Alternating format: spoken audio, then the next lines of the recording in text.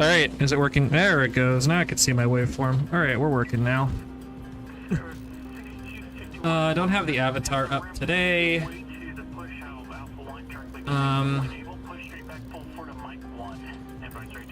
Just have some ASMR in the background. As this is going to be a pretty short and pretty boring stream, so we are doing the blueprints only challenge, and step 1 is unlocking blueprints. I could have done advanced game options and just started with blueprints unlocked and every advanced recipe unlocked, but that would defeat the purpose of the challenge. So we are doing a blueprints only challenge. And the rules, as you can see, are kind of set. The hub, which obviously it's already placed. Any belt work needed to connect things. Any pipe work needed to connect things. And any electricity cabling only, needed to connect things is allowed. I'm allowing myself one assembler and only one assembler so that I can make the project part number 1, as well as the space elevator to build from the queue menu. Those are the only 2 things I'm allowed to build. Otherwise, anything else that requires the queue menu.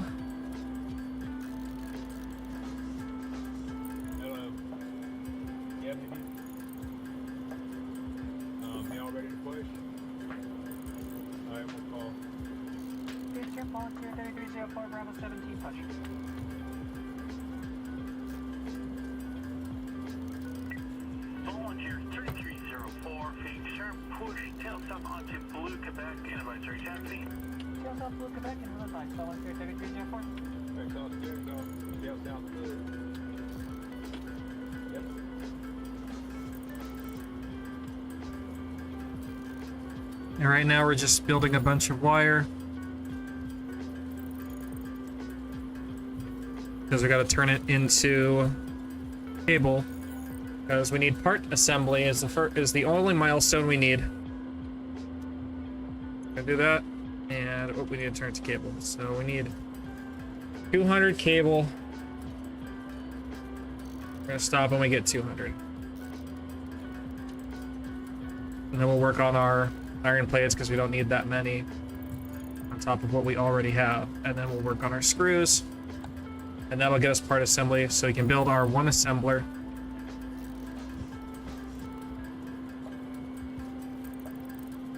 And our space elevator.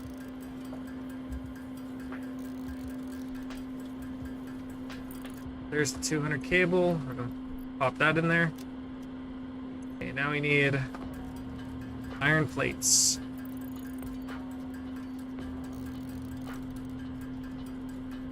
We don't need that many, we only need 300, and we have 265 already from what the game gave us. Obviously, I can't build a equipment workshop to build more portable miners, because that would require using the queue build menu. So we are stuck with the 4 that it gave us. I have 3 on my iron node, and I have 1 on my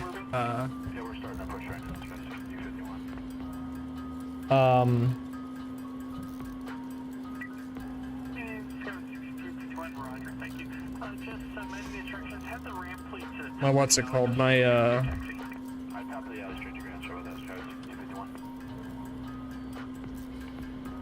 copper.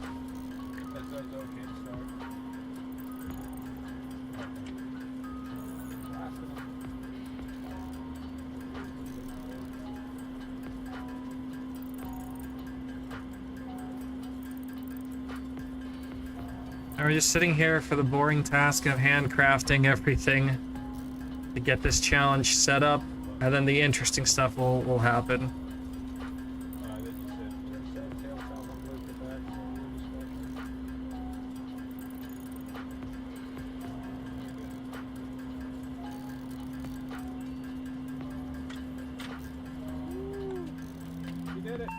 Oh yeah, I should probably add.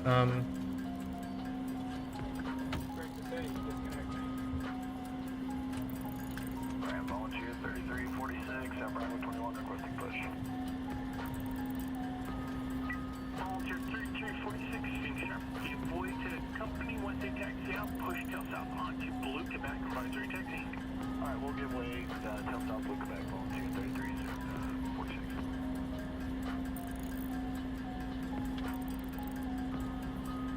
Rescue 14940, you want ready for taxi with Kilo? 4941, leave me ground. Rescue 14941.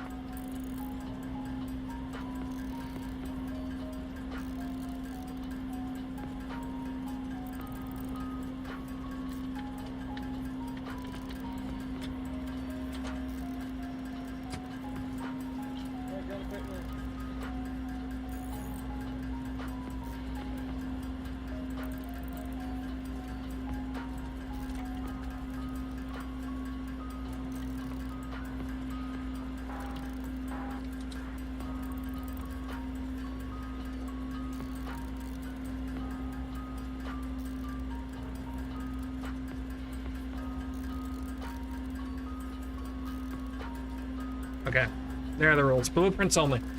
The hub, belts, pipes, and cable are allowed. The blueprint maker and building inside the blueprint maker is okay. Space elevator and the Project Part 1 assembler is allowed to progress to unlock blueprints. Anything that requires the Q menu to build must be done in a blueprint. Blueprints are allowed to be exported, as well as quality of life mods are allowy.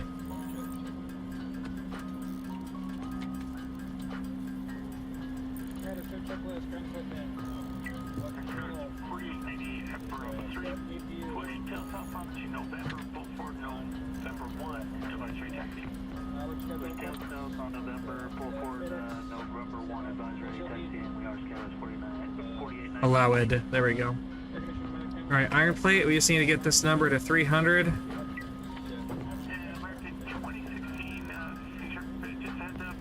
Which it's gonna be, you know, 1 over just because of how it's made, but it's fine. Alright, 101. So we have 300. Click. And now we just need 500 screws. So we're gonna build rods until we see this number on the screws jump up to 500. Once we see this say 500, we'll switch to building screws and we'll unlock a project assembly, or part assembly. We can get our assembler. And we can get a moving and a grooving. There we go, we have 500. We're gonna slowly just knock out all these screws. This is the really boring part of Satisfactory. And because it's gonna be all blueprints, there's gonna be very, very little spaghetti.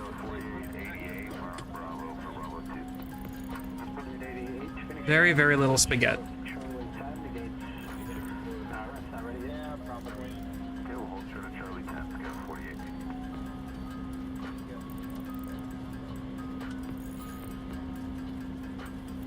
Oh,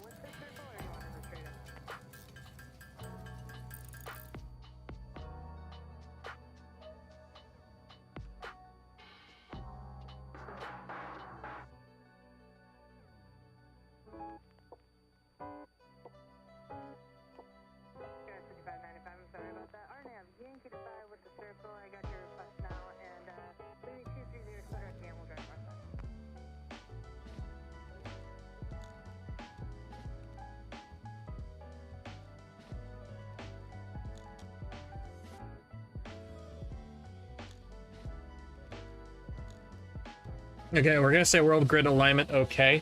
Um.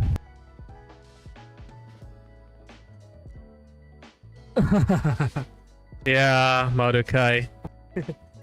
Marukai, oh my love. We have our screws. Send that off. All right. So we can now build our one assembler. We need 10 cable. Including the first project part, smart plating, which is crucial for initiating project assembly. So this is the one assembler we're allowed to build. By completing your We're gonna build it there. as part of project assembly, you will definitely be helping achieve Fix-It Company goals without any other ulterior motive. Note, humans cannot craft project parts. Do not worry about your inadequate crafting skill when compared to an assembler. Fix-It cherishes your innate human abilities, such as walking, I need striking cable. objects, and commodifying natural resources.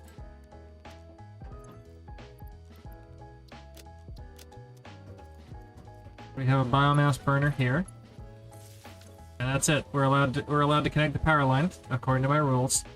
Now we have power to this and we can make our smart plating, which needs rotors and reinforced iron plates, which we should now be able to build. There's reinforced iron plates and there's rotors. And we can build it, and we need, I think, well, actually we need to build the space elevator. Let's add that to our to-do list. So, we need a lot of concrete, a lot of wire, a lot of iron plates and iron rods. So we're gonna be at this for a bit, because we gotta build the space elevator, because we gotta put them in there. Then we got our one assembler, and luckily the space elevator doesn't need power. Self-propelled. Self-propelled.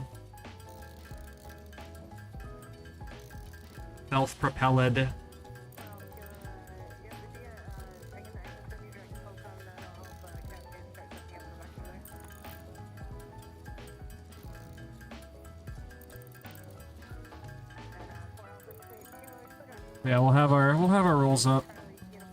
Well, they're up there, but we're not looking at the rules right now. We're looking at our to-do list. We need concrete, which is up there. And we need wire.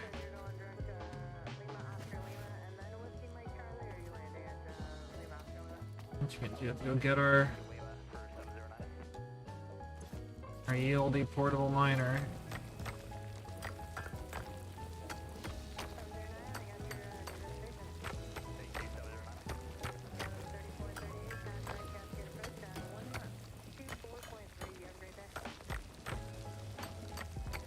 Yeah, we're gonna be at this for a while.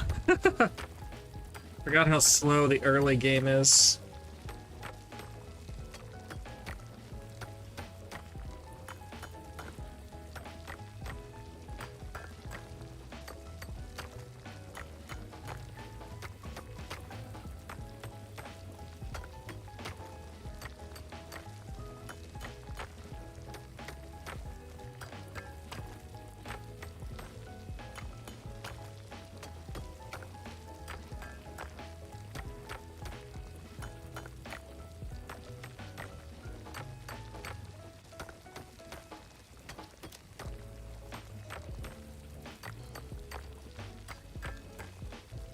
What'd you get at Marukai?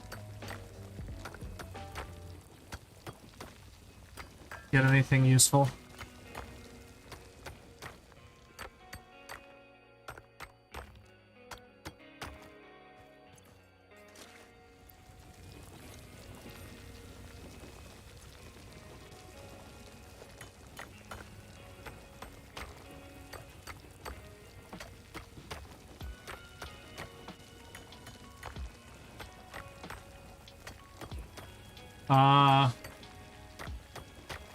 Yeah.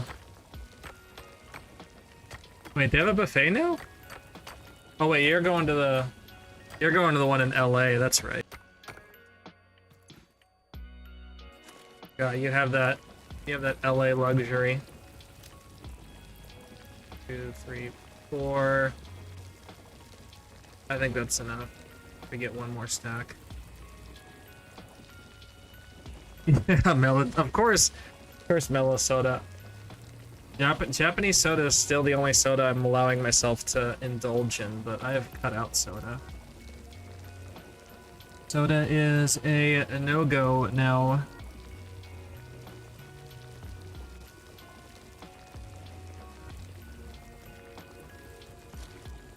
There's 5 stacks of copper. Oh, I need to get a miner up there. Pull from the iron. Sorry, little buddy.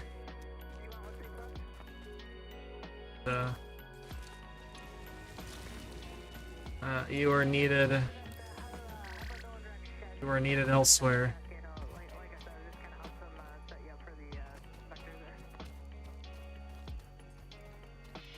City of Industry. Okay.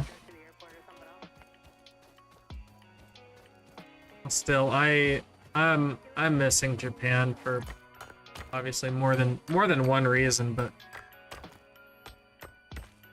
Japan is kokoro de.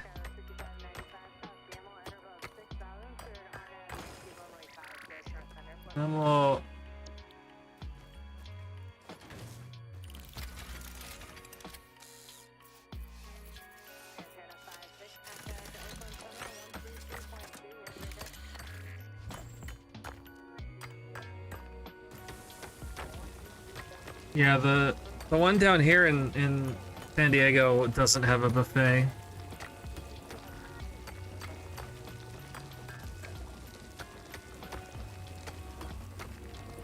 They have obviously they have little restaurants in there where you can get like ramen and whatnot, but like the funny thing is they have a ramen shop inside the Marukai, but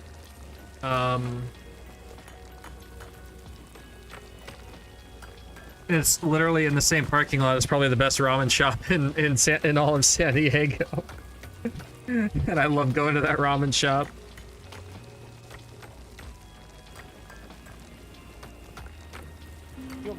Could go there for lunch or dinner today. Ramen sounds nice. I think I'll do ramen. Transponder.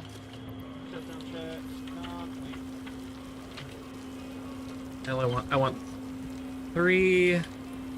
Because I don't want that much. I forgot what the ratio for concrete was. I don't want to go back over there to look. I'll be good with 3 stacks. If I need more, I'll come back and get more. That is a serious edition jet. It is a $3 million headache. I want to move to Japan. It's like a place I like, and it's my. It's fun to fly, but it's just like it has all the performance. Yeah, I'd love to own a house in Japan. I really would. But to own a house, don't you need some form of permanent citizenship? I know there's places that'll rent to you. If you don't have it, but I think. No, maybe I'm wrong, but I thought you needed to Oh, 300 makes 100, so I need 1500. Like I said, my heart's in Japan. 私の心で日本あります。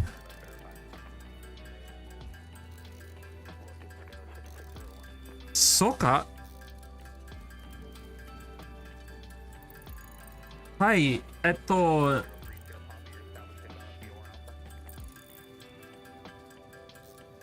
パイレット金を日本でうち屋を買います。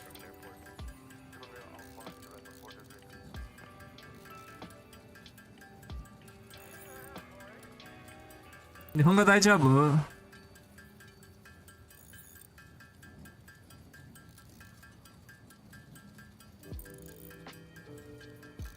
あ、そうです。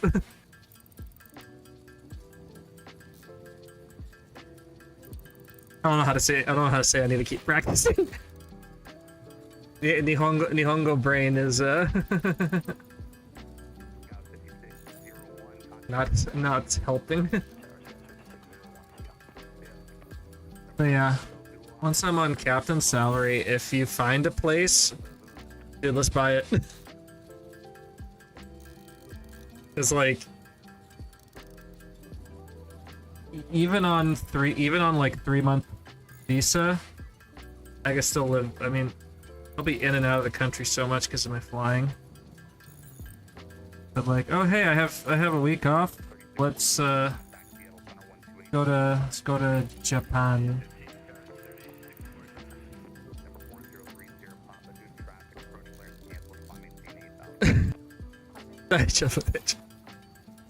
So I'm doing my best to think like, because like when you're by yourself, right? You think in your native language. So like all your thoughts come to you in English, right? And you convey it in English. I'm trying more and more to convey my daily thoughts in Japanese.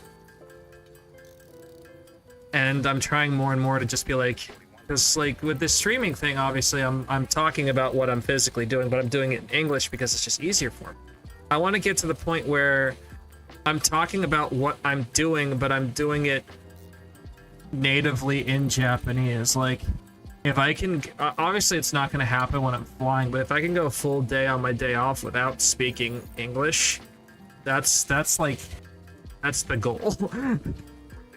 And I really wish I had more people to actually speak Japanese with. I just have my 30 minutes a day of my audio lesson that's just like call and response.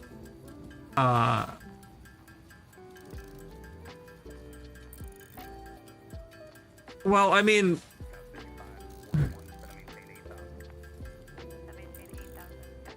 yeah, but I mean, you're obviously bilingual in Spanish and English. Which one did you learn? Which one did you learn first? Did you grow up speaking Spanish and then learn English afterwards, or did you grow up speaking English and learn Spanish after? I think it's the first one, right? You grew up speaking and talking in Spanish. Because like obviously from Southern California, like I can't speak Spanish. Like I can speak very, very broken Spanish, but like because so many people around me speak Spanish, I can understand Spanish just from context 9 times out of 10. And that's where my Japanese level is kind of the same way. I can understand what people are saying just from the context, but I'm trying to get to the point where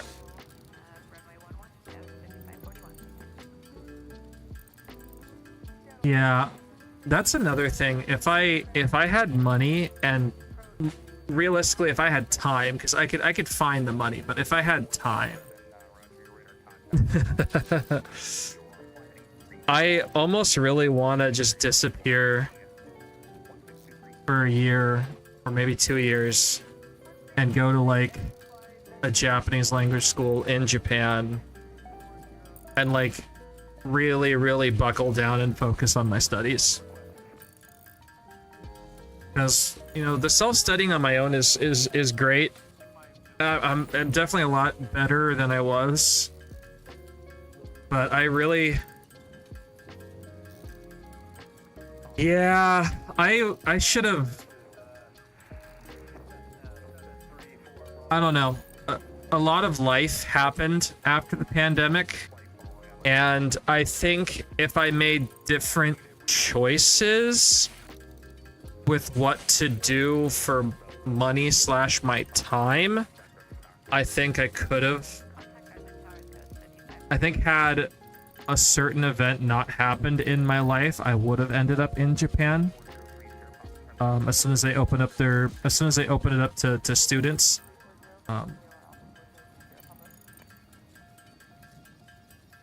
But I didn't. I instead went to pilot school. So the one opportunity I had to disappear, instead of picking Japan, I picked my pilot school to get all my pilot ratings. Which is great because, like, you know, it led me to the survey work that I think, yeah, one of my survey flights is playing right now. And it led to this jet job. But had that not happened, and had I went to Japanese language school, if I couldn't find work in Japan,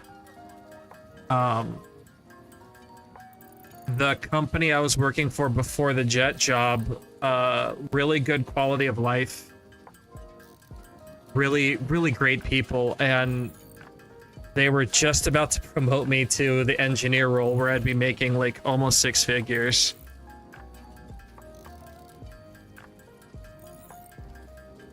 Yeah. Don't get me wrong. I love the jet job. I love where I am. It's just there are things that I really wish I was further ahead on at this point in my life.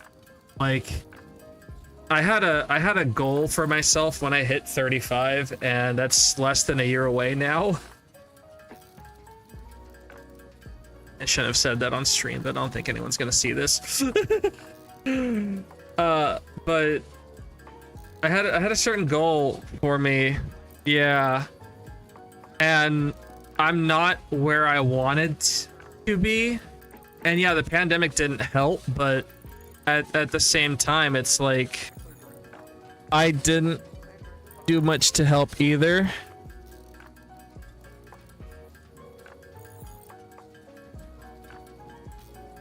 Nuke the VOD? Okay.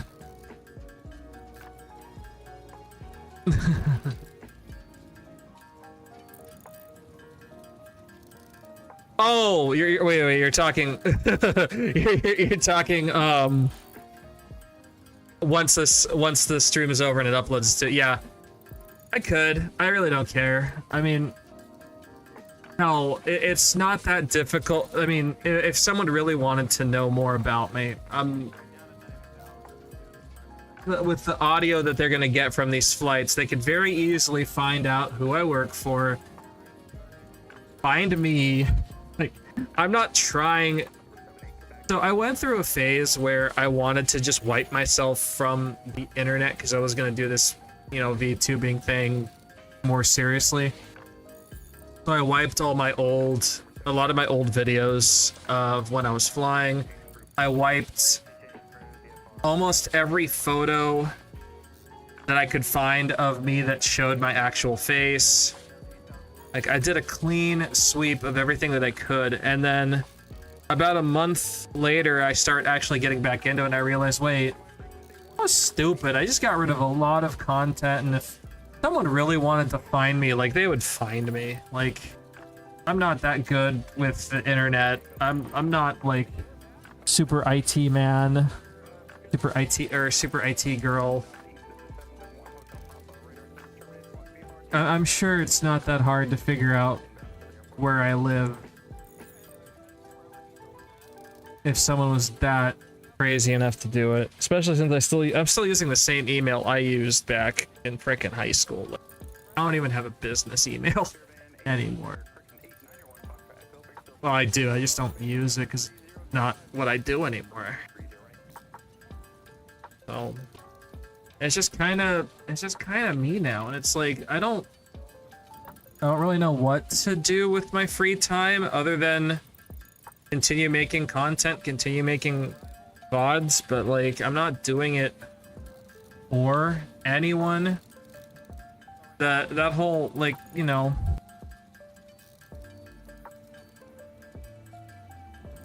yeah, I mean, I doubt I'm gonna have any stalkers. Like, I mean, unless someone's really, really crazy about trying to find yeah, I doubt it. If I do get stalkers or whatever, I'll deal with them. But I'm gonna do what I know how to do to keep myself private on the internet. I obviously don't know everything. You're freaking kidding me. I don't know everything. Obviously, I don't claim to know everything. But I'll I'll keep myself as secure and as private as I can, but like you can like it's not that hard to figure out who I work for. Find me through the pilot register because it's a public access database.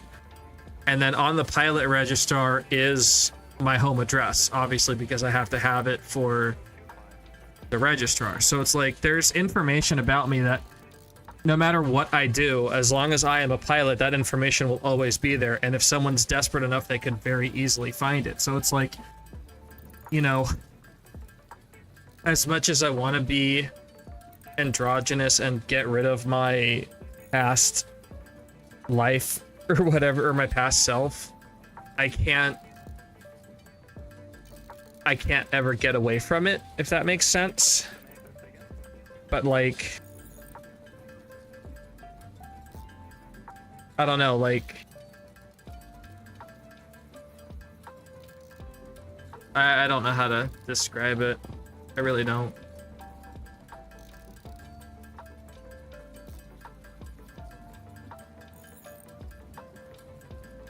So it's just me. I'm just here.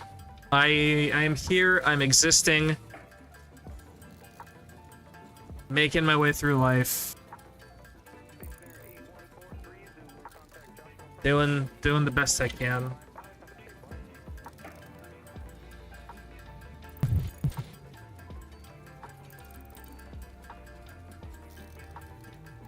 Yeah, technically, I could move to Japan and permanently live in Japan. I would probably still have, well, my pilot licenses are all FAA licenses, so they're all here in the US. So, yeah, kind of, sort of. But yeah, if I were to move to Japan, then my Japanese address would not be known by anybody but me, probably not even my family, because I don't trust my mother, because she will just blast personal information on the internet for like the stupidest thing.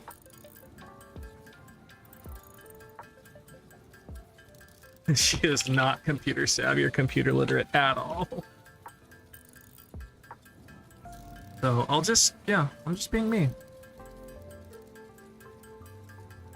I'm not even like today, I don't know how long I'm gonna keep the stream up. Like, I have it up now, but I'd like to hit the gym to try to get in shape to, yeah, I guess. I don't know if the FAA will like a PO box, but once I do move to Japan, then yes, I will. And if this streaming stuff goes, like, actually goes somewhere and people are watching me with my weird streaming schedule, because like this is gonna be the last stream until October 27th. Like, it's gonna be 2 weeks until I possibly stream again. And I'll probably stream the 27th, 28th, and 29th, and 30th, because I'll be home. But the 31st, I have plans, obviously, because it's Halloween, and it's my favorite holiday. Which,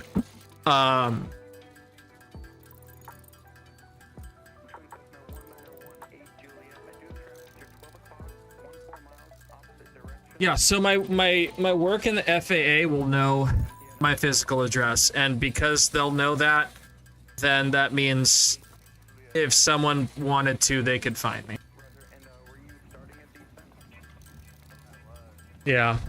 I mean, I could always ask my company once I get to that point, but the company I'm with now, I don't really intend on staying with. It's definitely not my like permanent company, especially because they are freaking terrible when it comes to quality of life.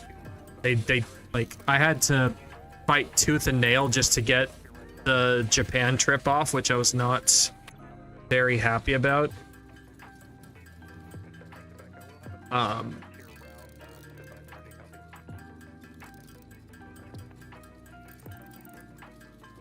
So there's that, and then I don't know how vacation time goes, but I'm just hearing a lot of bad things about, like, you know, us pilots requesting time off and them not really honoring or granting it. Because, like, okay, we work 18 days out of the month, right? So we work 18 and we have 12 days off. So you would think if you use vacation time, like you use 3 days of vacation, that you would only work, yeah, it is a big sacrifice to move forward, but like here's the example of why the quality of life here is shit. And this is not just one person who told me this, but multiple other pilots that I've flown with.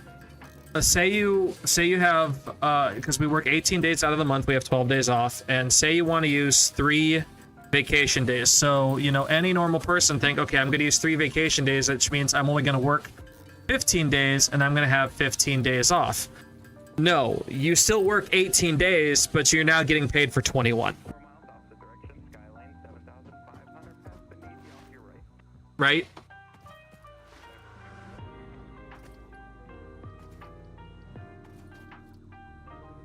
So instead of getting 3 vacation days and keeping your salary the same, they would rather pay you your vacation time but still keep you working.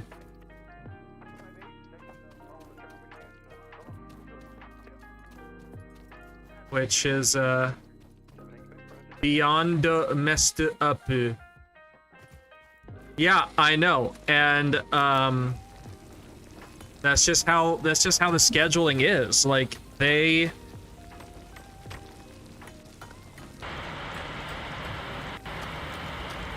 that's how they do the schedule. It's the stupidest thing ever.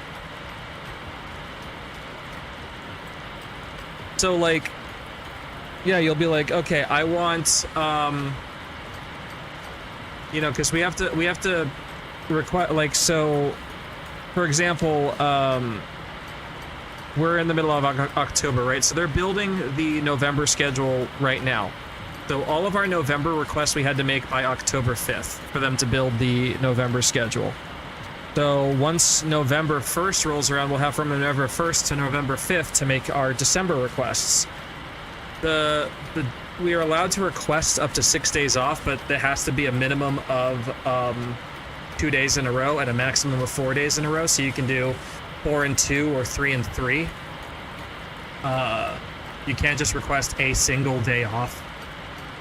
Oh wait, no, I'm sorry, they changed it. Now you can request a single day off. There just has to be a minimum of 2 days between your days off. So let's say that you needed like a Friday off and a Sunday off, and you're okay to work the Saturday. You can't do that. They won't let you. Now, you can request like the Thursday off and then the Sunday off, and that's very high chance that they'll give you but like you can't physically request it. So like, of our 6 requests, like we have to put them in. So like I put them in for Mirai, right? I put 4 days for Tokyo, the 29th, 28th, 29th, 30th, and 31st, and then since we also get 6 days in September, I put the 1st, 2nd, 3rd, and 4th to be part of my November one, because the first 3 days of the following month, the request has to be made in the previous month. So like, the November schedule is being made, but for our November request, we also had to request anything we wanted. Like if we wanted the first week of December, we had to request the first week of December. So fast forward, Mirai comes around, and they schedule me the 20th, 29th, 30th, and 31st, and I have the days off before then. So I got really lucky, and I had a coworker who was willing to trade trips with me, so I was still able to get to go to Mirai. But fast forward to October, and I put in a request for the Mirai weekend off, because I knew I wasn't going to go to Osaka just because money and they weren't going to give me enough time. So I just requested the Sunday and the Monday, or technically the Saturday and the Sunday, because that would be Sunday and Monday of Mirai, so I could watch the Mirai stream, right? That's going to come out. Actually, oh no, it's 9 p.m. tonight is when the first show comes out, and we learn what the final song is. But like, so I put in the request, and what do? They schedule me those 3 days. And then I put in a request for 4 days at the end of the month, because I was thinking, okay, I'm probably not going to do Osaka Mirai, but maybe I'll get the money and do the Europe trip, do London and Berlin. But then my car decides to break down. I had to cancel London, and I'm probably going to end up canceling Berlin as well, just because, again, time and whatever. So I put in my November request, and I basically put it in for, I forgot what I put it in for, but I know I put it in for like the November 1st, 2nd, 3rd, and 4th. I think that was the only thing I did. So we'll see if I get it. 'Cause if I do, if I do get it, that'll be a pretty nice vacation, kinda, because I'm off. My last flight's on the 26th, and then I fly home.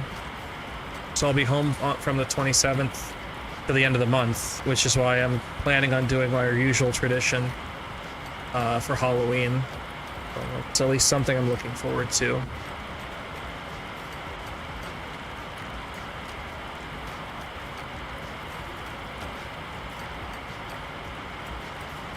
But that was the other thing I requested in November. I requested November 1st and 2nd off, and then I requested 4 days in the middle of November for Melbourne, for Miku, Australia, because that's a thing.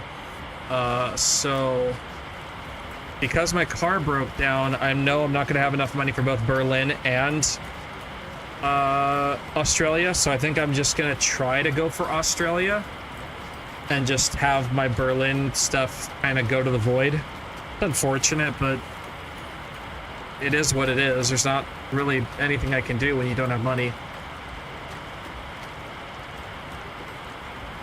Because for London, the 26th is London, so like I am flying home from, because they're sending me out to friggin' Chicago for the next 2 weeks. There's a new route in Chicago, and I have to go fly it, which is stupid. But that's where they're sending me. I think that's enough. That should be enough limestone, yeah.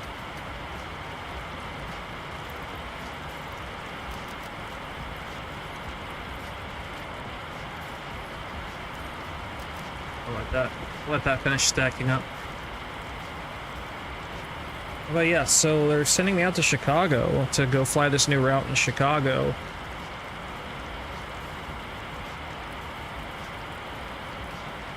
During Mirai, the days that the days I asked off so I can watch the stream. So I'm not gonna be able to watch the stream because I'm like, the stream is gonna, it's like that 3 o'clock something in the morning, and like, fast forward that to 6 o'clock in the morning, because I'll be in Chicago time. So I know myself, I'm not going to be, if I stay up to do that, I'm not going to be airworthy the next day.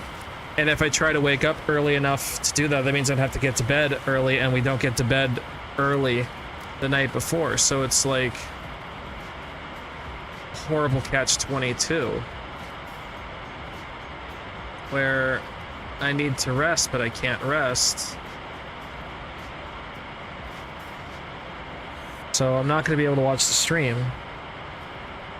Like, I'll at least be paying attention to Twitter and whatnot, and like the Vocaloid servers around what would be the equivalent of, oh, did I grab 2? Okay. What would be the equivalent of 9 p.m. Yeah, it's, like I said, it's not great. The QOL definitely took a a pretty big hit with this job. Not gonna sugarcoat it. And right now it's the problem of first year, first officer pay.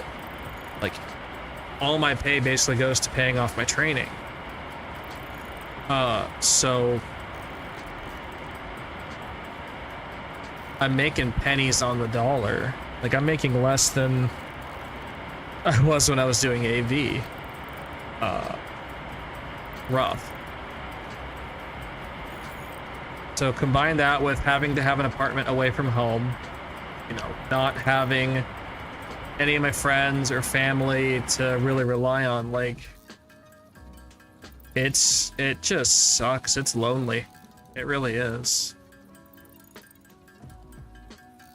And then on top of that, you know, you're not making any good money, and then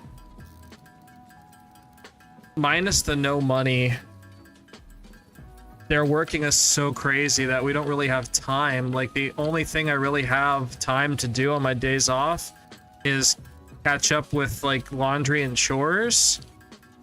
And,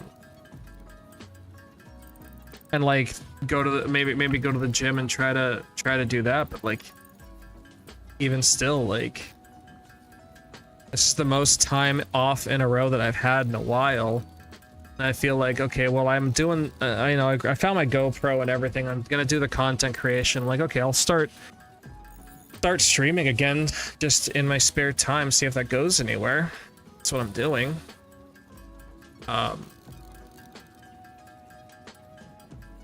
But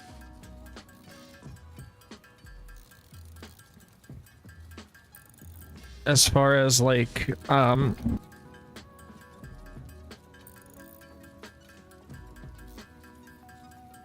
my day-to-day,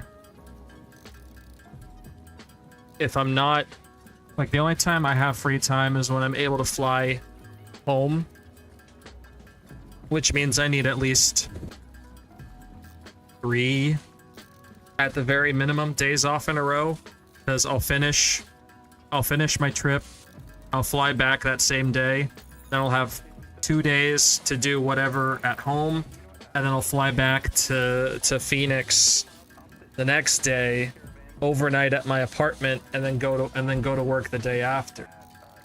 Like, this one was nice because I had like 5 days off. Like, yeah, I came in on the 9th, no, the 7th, the 8th, 9th, 10th, 11th. So I had 5 days off, so I got to enjoy that. And then tomorrow I have to fly back. I'll repack my bag because I definitely don't have anything in my overnight bag that is going to be conducive to being in in frickin' why can't I think of what it's Chicago for 2 weeks.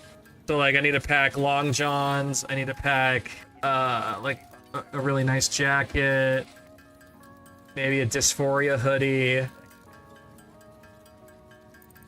Because, yeah, 2 weeks in Chicago, it's no bueno.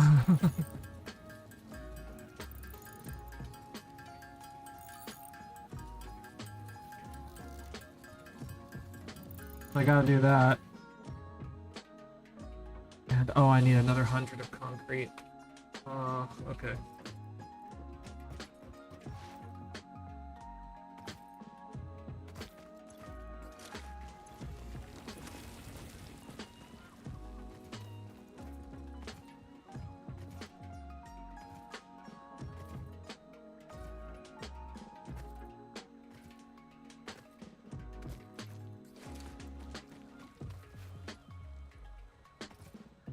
Do I have pale berries? Oh, not on me.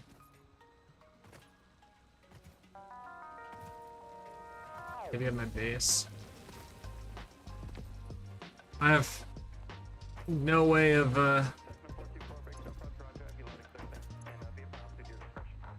Okay, I do have pale berries. Alright. Doggo! Where'd you go? Come here, Doggo!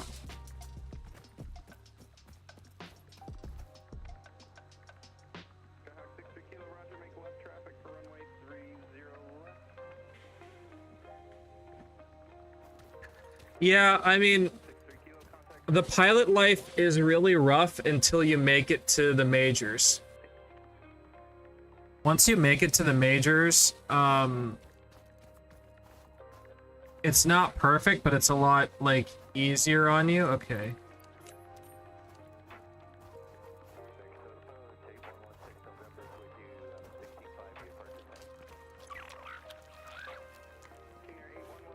Congratulations. You get to be called one. Yeah, but it's definitely a reason why there's a huge pilot shortage. It is because of exactly that. Like, you know, we're spending all in on training from 0 to your instructor ratings, and you're basically you're still a nobody when you're an instructor. Like, to get a quality, before you get like good quality of life and a quality job, you're scraping the bottom of the barrel. And it's like, you know, you spend all this time, all these resources, get your pilot's licenses and get up there, and then, like, you know, until you get to a decent level where you're really marketable, you have to deal with the crap. And it really, like, you know, if you're young, like, if you get your commercial license when you turn 18 and you start working with these crap jobs at 18, and you turn 21 or whatever, you get your transport pilot's license. It's not too bad. But when you're my age and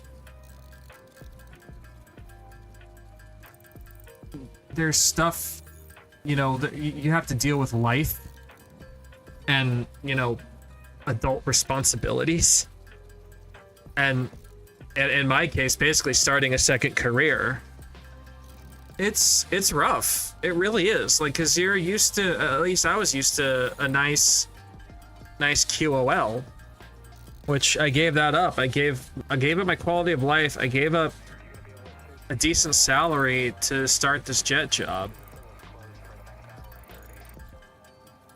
With, you know, with the knowledge that down the line, I'll get even more money and just as good quality of life.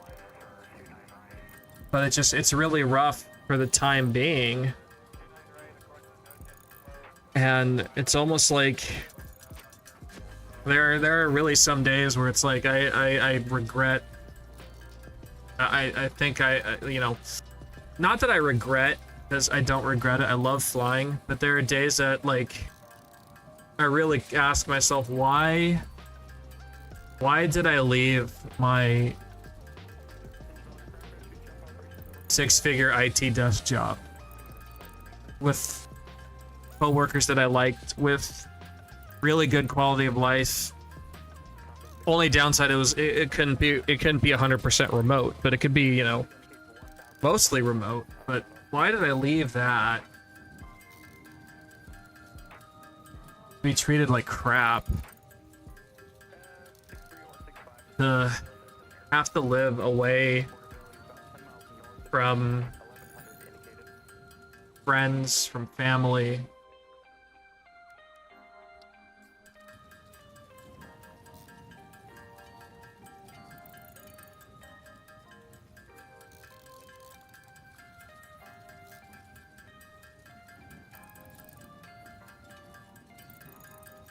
Sometimes question why I did it.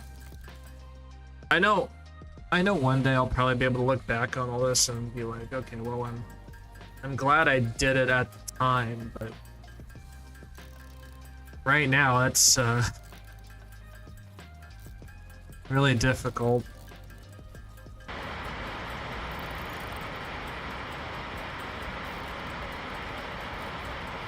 Really hard to support yourself when you have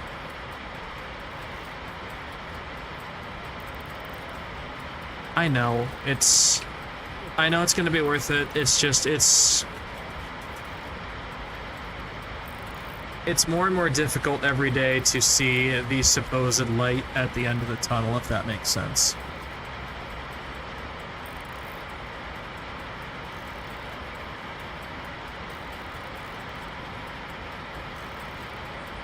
And like I said, it's no fun when you're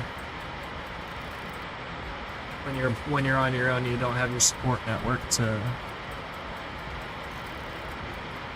help you out.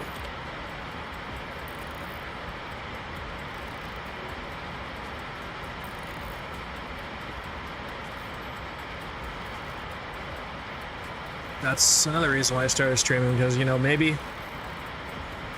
I mean, I know you IRL, so this doesn't count, but I was like, you know, maybe I'll meet someone interesting and have like a conversation with just random people. Kind of pseudo keep myself company, keep my sanity. If that... I'm gonna need more iron. Grab it now before I forget. If that makes sense.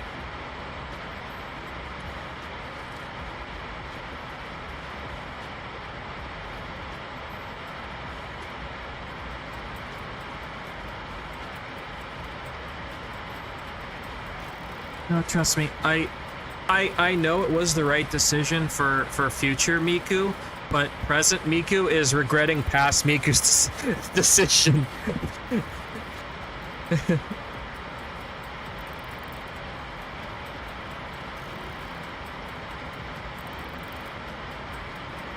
You see, don't get me wrong, I love Twitch, and there's some people that I do enjoy watching.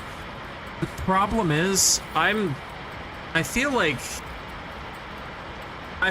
a little fish in a big pond, and like no one will pay attention to me.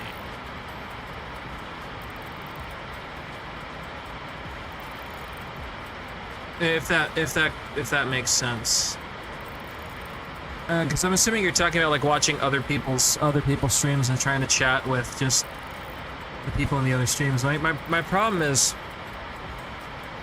the streams that I want to watch are in Japanese, and it's really good for my listening practice. But the chat scrolls by because it's all Hololive. It's mostly Hololive girls.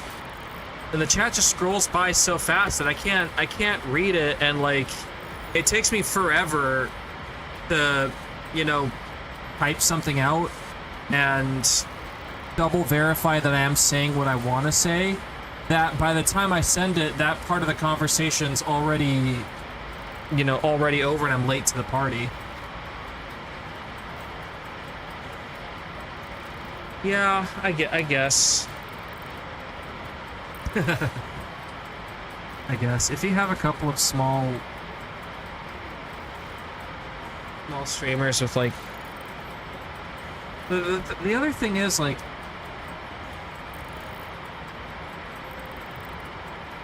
I don't have a lot of free time between pilot work, traveling, and trying to side hustle. Like when I'm home, I'm gonna be streaming, but like when I'm away, yeah, I guess I could turn on Twitch and turn on a streamer and just have it in the background. But like, there's so much other stuff I'm doing with my time.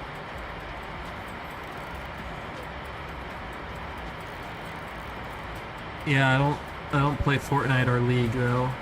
I don't play the popular games that people play. Now that's a big reason why I'm probably never gonna grow my audience, but like,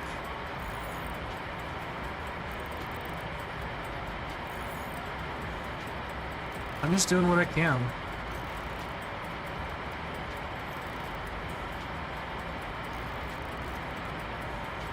My biggest thing is, well, the point I was trying to make though is,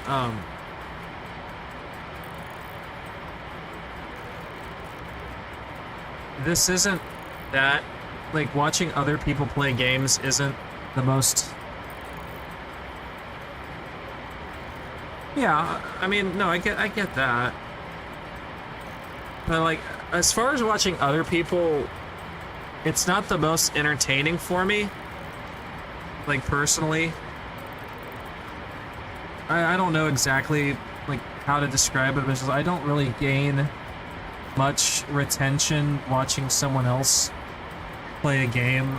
Mainly, I mean, maybe the more like competitive and like skill games, like, you know, I might like their skill, but like I don't play those games. I have no interest in those games. So it's like it's like all foreign to me, and I don't know what's going on. Like for example, what's one of the big ones? Apex. Like I have no idea what the hell's going. Like I understand it's a battle royale Fortnite type game. I have no idea what's going on.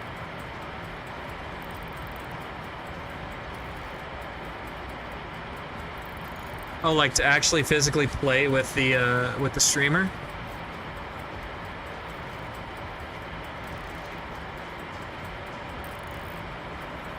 Or like to find people in someone's Twitch chat to be like, oh hey, let's group up together.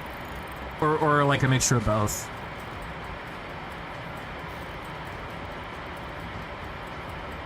I know that. Oh wait, there's a I keep forgetting there's a delay.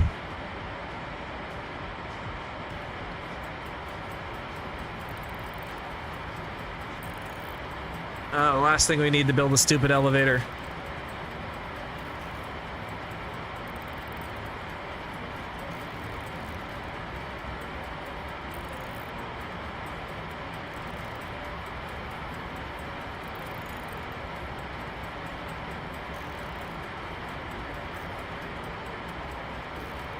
I'm not trying to take people's viewers. I'm not trying to what's the word, leech?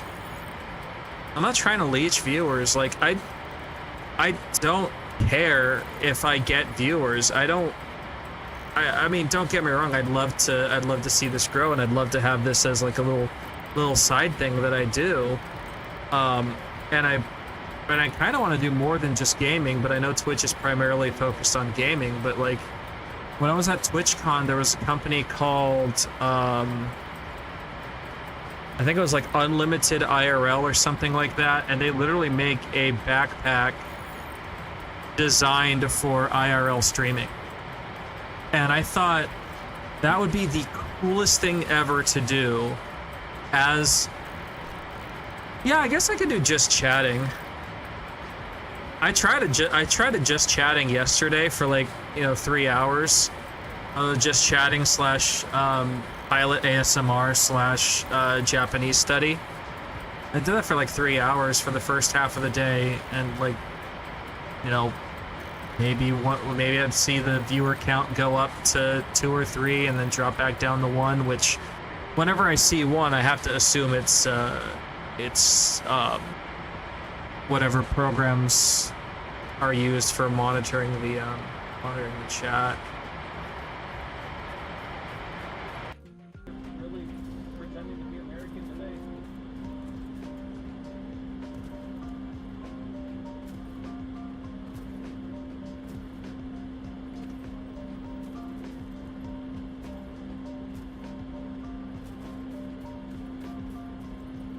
Ah, I fell. I know it can go up there. I've put it up there before.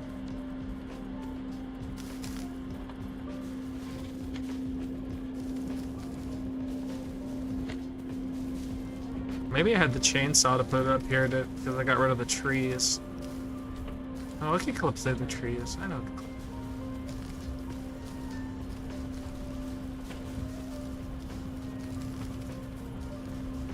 I'm back to the area where all my pre 1.0 games were, because I know you didn't tune in yesterday, but I finally beat the first save. So I beat the game. I got to the ending. Now I'm doing a kind of challenge run, I guess you could call it.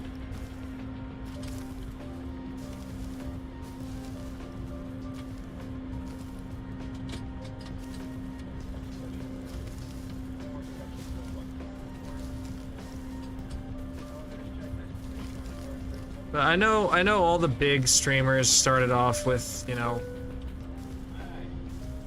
at least the independent streamers. I'm not talking like corporate, that has like a marketing department to build up hype or whatever beforehand. or like has other talent to promote, like, oh hey, look at this new guy that's, you know, this new guy that joined the company. I know all the indie, like the independent VTubers or streamers or whatever, they all started with friends and family. And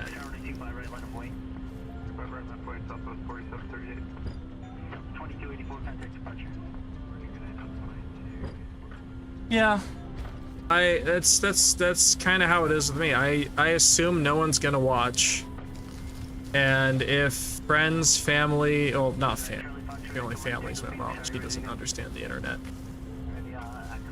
But if friends randomly drop by like you did, like, yeah, I'll chat with friends. But yeah, I don't expect the stream to go anywhere. But if it does, I definitely have ideas and plans. But I'm not gonna implement any of them just to stream to nobody. Like, I'm not gonna get my own. I'm not gonna spend like $3 grand on my own custom VTuber avatar. Stream to 0 people. I'm not gonna invest in equipment that I would only use specifically for. So, okay, so yeah, getting back to what I was saying earlier, there was this company at TwitchCon, Mothra! I think they were called Unlimited IRL, and they make a IRL streaming backpack. It's literally like a backpack with a encoder that has like a worldwide cell chip in it, so it can, like, you know, it uses whatever cell phone network of whatever you're at to stream. And they were showcasing the backpack at TwitchCon. I'm like, ooh, when I become, you know, an international pilot, that would be that'd be kind of a cool idea. I could stream IRL all these places that I would be flying to, because, like, obviously we're gonna have, like, you know, layovers where I would have an entire day to myself.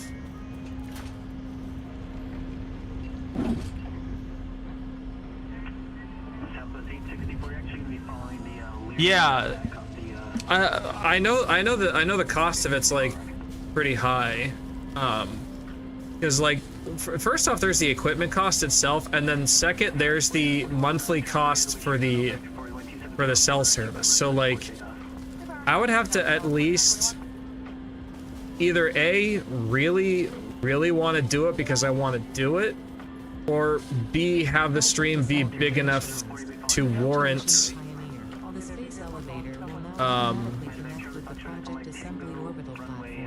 the monthly up the first off, the, like, the initial purchase cost,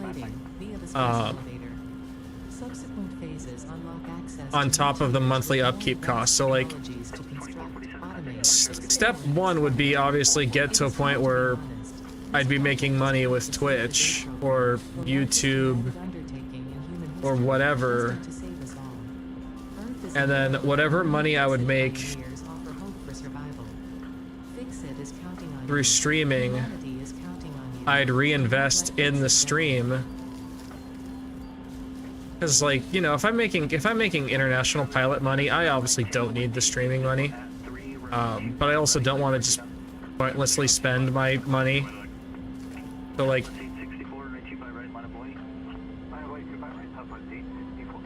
yeah, my problem with TikToks and those platforms is I'm not. Again, this just boils down to time. While I have the editing skills to make quality videos, because I used to for a while. Like, if you remember, well, I don't know if you personally remember, but if you look on my YouTube channel, there are videos that I made. I think I took most of them. I think I took a good chunk of them down or listed them as unlisted. But I was making content not with the aim to go anywhere, just because I had the free time. Now I don't really have the free time. There's other things I want to be doing with my free time. I want to be studying Japanese more with my free time. So, like, that, and there's not a lot of motivation. Like, I'll be blatantly honest. The living situation definitely does not have the correct motivation to let me go out and do stuff, which is kind of, you know, it is what it is. Like, there's nothing I can do about it. But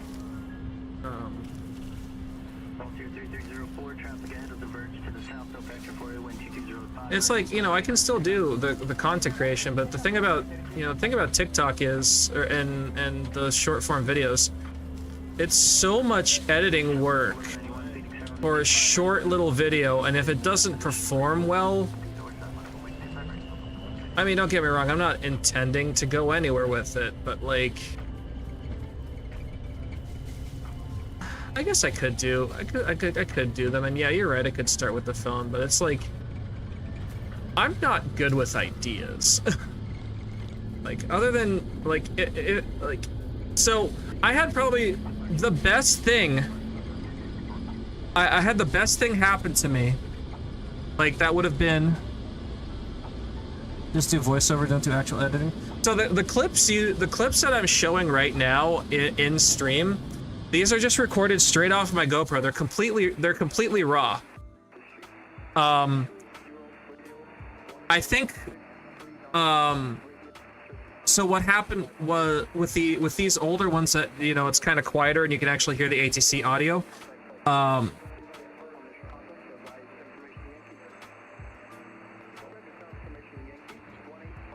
Yeah, but I mean, even those still have editing to them.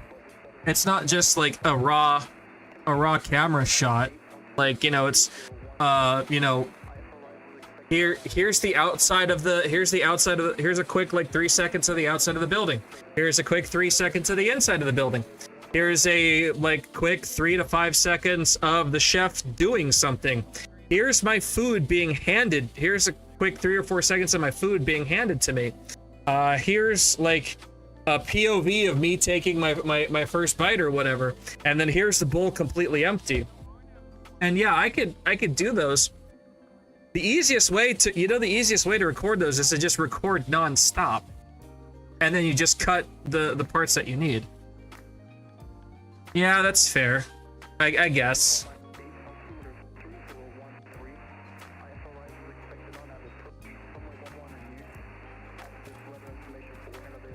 I guess.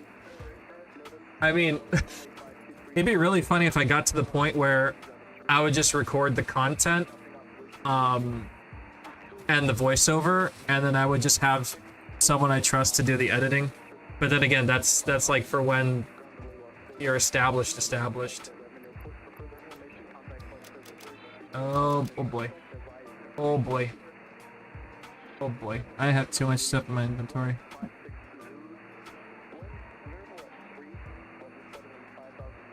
Yeah, I guess I can try it. I have a TikTok just for stalking and lurker. Like, I have all the social medias, but like I don't do anything with them. Like, I very rarely will post to Instagram. I know if I'm more active, I'll get more people, and if I get more people, then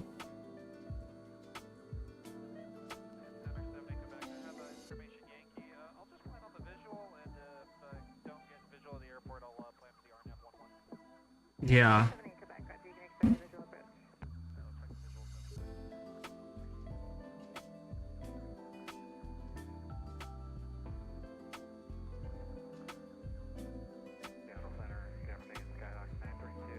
But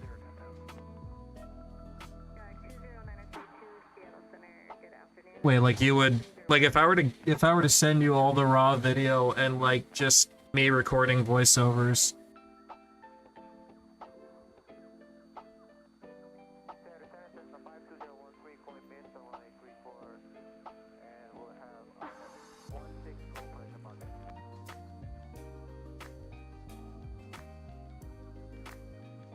That's a lot of extra work that you'd be putting on yourself. Like, I know you have a lot more free time than I do, but goddamn.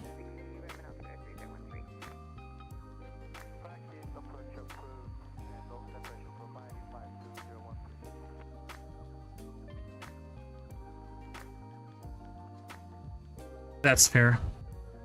See, before, at least with the jet videos, before I record, I would always check with the other person I'm flying with if they were cool with it. And I have two flights, two full like hour and a half, 2 hour flights that the audio did not work. And I had the funniest thing happen. It was just like chef's kiss hilarious. Oh, okay. So I need 50. Means I need 50. Means I need 50 of each, right? Because 1 and 1. So I just need to make. I have the 54. If I split this 4. I put the 50 in here. And then I just need to make a couple more rotors. Rotors. It's just pipes and screws. And I have 30.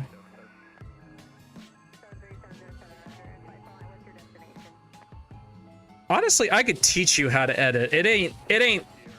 It sounds, it's more.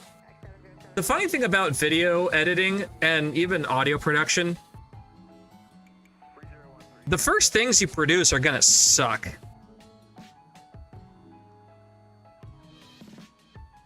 Hey, Movie Maker, Microsoft Movie Maker is not that terrible program. I have a really nice program that I use now, but it's on the MacBook. It's not on the. It's I want to say it's Mac only, but I could be wrong. But I have it on my iPad. Wait, I have it on my iPad. iPad, unlock for me.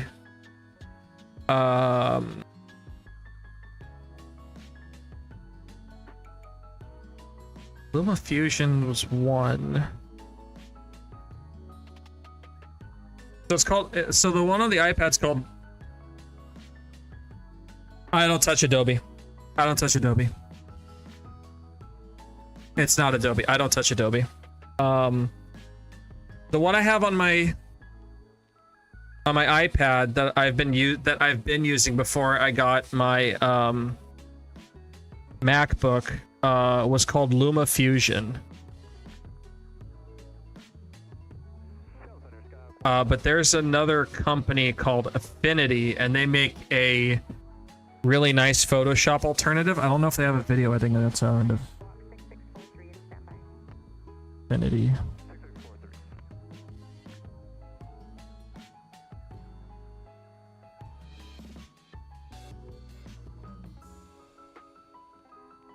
No, they're primarily for photo.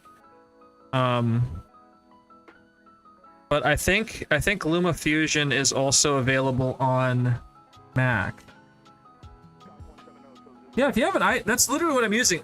So those videos that you saw on YouTube, they were all shot on my GoPro. They were imported into my iPad Pro, and they were edited inside of LumaFusion. And then they were uploaded to YouTube. Wait a minute. Wait a minute. Let me start these screws going. Wait a minute. Where's? Oh, I might still have it. I might still have it. Google Drive. I just remembered something. Something that I've forgotten. Google Drive. Okay, there's the YouTube folder. Archive? Bruh.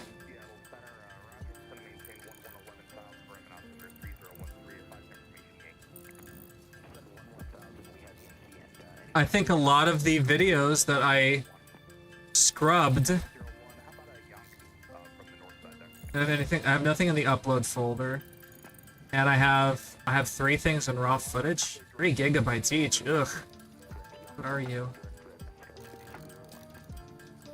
Oh. You're when I went to the mountain. Okay, this is another mountain. That's probably the same.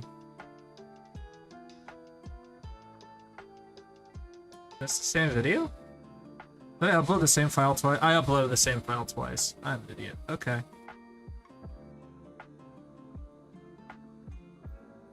Yeah. You didn't help with anything. You just made me remember that I had a YouTube folder on my Google Drive for when I was doing YouTube, because this is how I would do it. I would edit everything on the iPad. I would send it to the Google Drive folder, and then on my my laptop would just I would do all the YouTube stuff, because trying to do all the YouTube like Creator Studio on the mobile version is just hot garbage. So I would do it all in the. But yeah, I see. Oh wow, I was skinny. That is straight up my face. And my old computer desk setup. Let's unmute that. You don't want to hear that.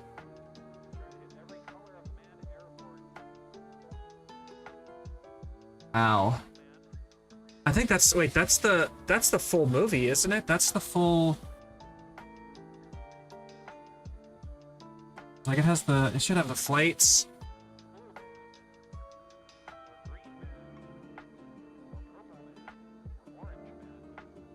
Okay, that's, yep, me in the plane. This is a straight up vlog that I think was unlisted for a really, really long time. Yeah, this is my approach into Salt Lake, dude. I definitely scrubbed this when I was in my kind of scrubbing mood.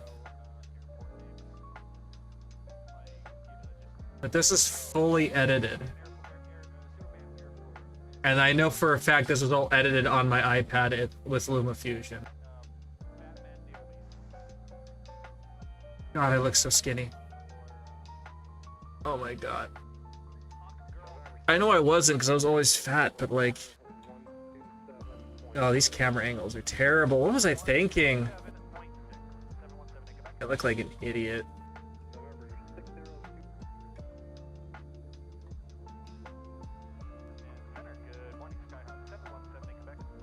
And then like... God, it looks so terrible. I think that's why I might have scrubbed it, because it looks...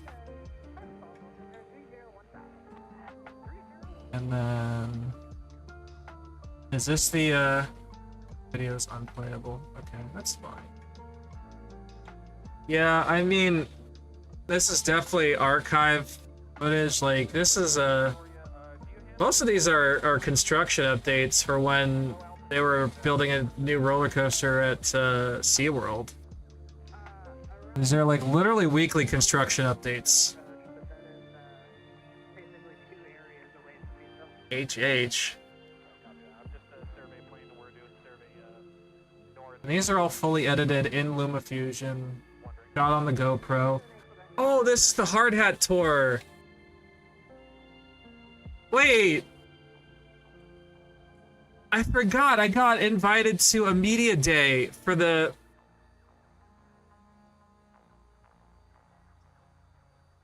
I was going somewhere with it. Then again, I think I only got invited to a media day because I was annoying enough, I guess.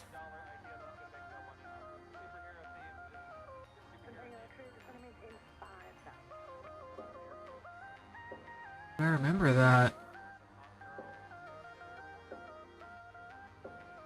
I was annoying enough that they invited me to to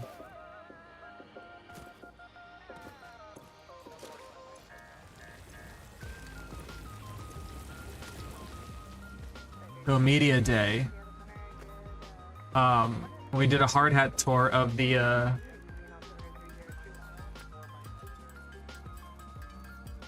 construction site for the roller coaster, and we got like some insight on it.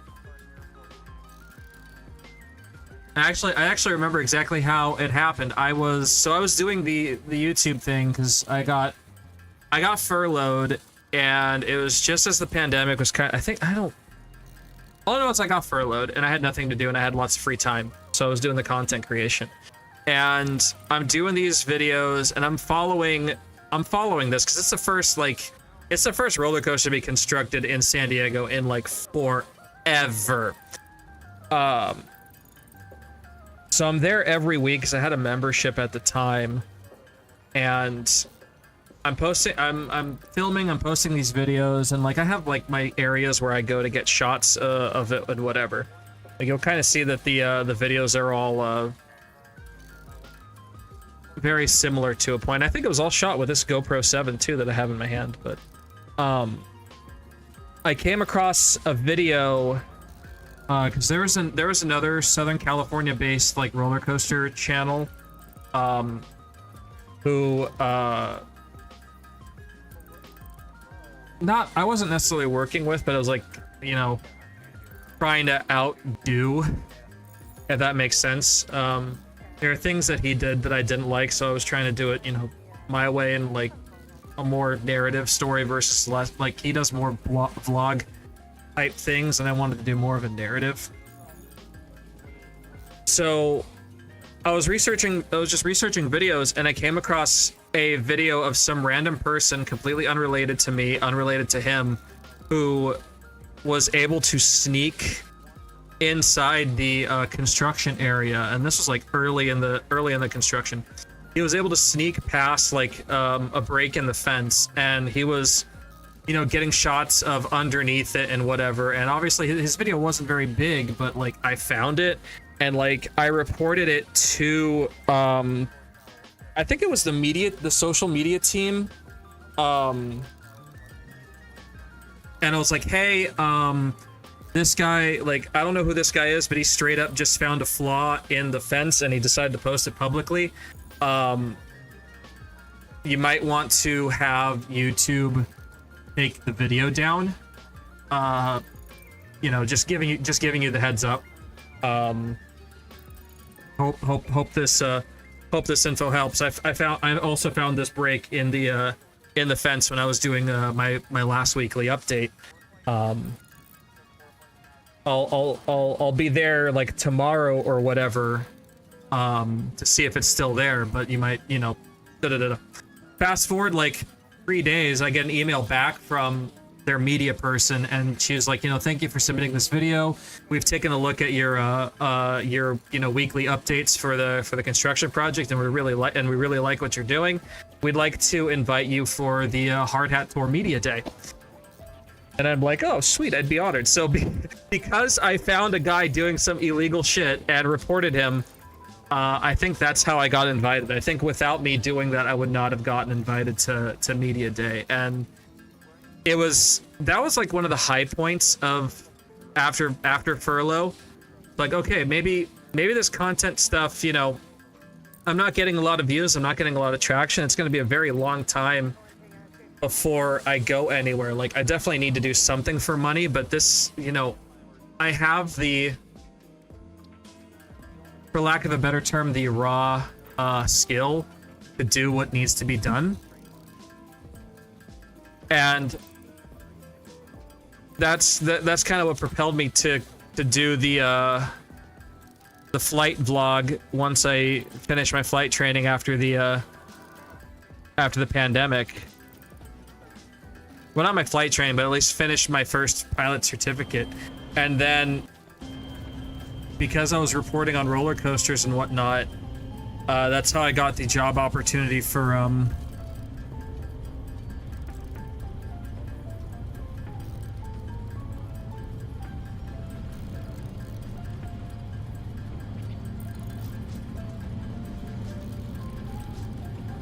The plain otakus. Are there plain otakus? I know there's train otakus, but are there legitimately plain otakus?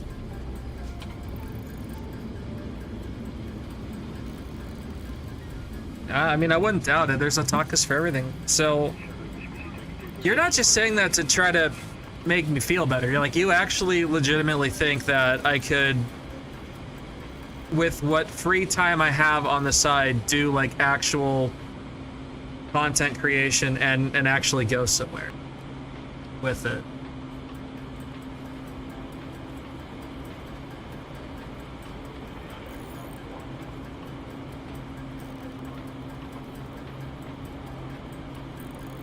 Because like,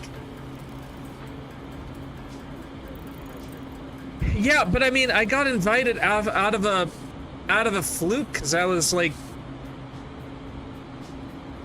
I guess right place, right time type of a thing. All right, here we go. We're creating the part. I think it was more of a right place, right time type of a thing, and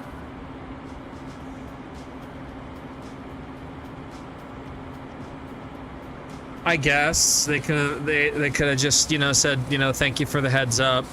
Because yeah, I wasn't expecting anything. Like, I didn't even know about the media day or anything. I wasn't expecting anything when I reported. You know, when I showed them the video of the guy kind of like breaking the fence or whatever.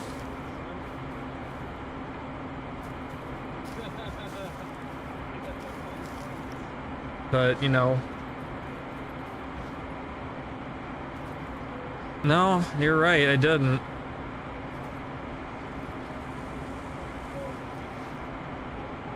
I don't know, I guess they were thinking any media any media attention is good media attention, and if I'm, you know, willing to cooperate and, you know, go by the rules, you know, why not? So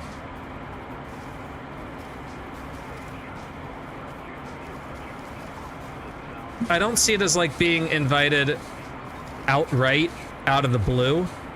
I see it as more of like, oh hey, thanks for letting us know. Oh, by the way, here's this thing. We'd love some free media attention. I mean, at the time, that's kind of what it felt like, and I'm like, oh sweet, I'm getting invited. Like, and then same thing. I get there and like there's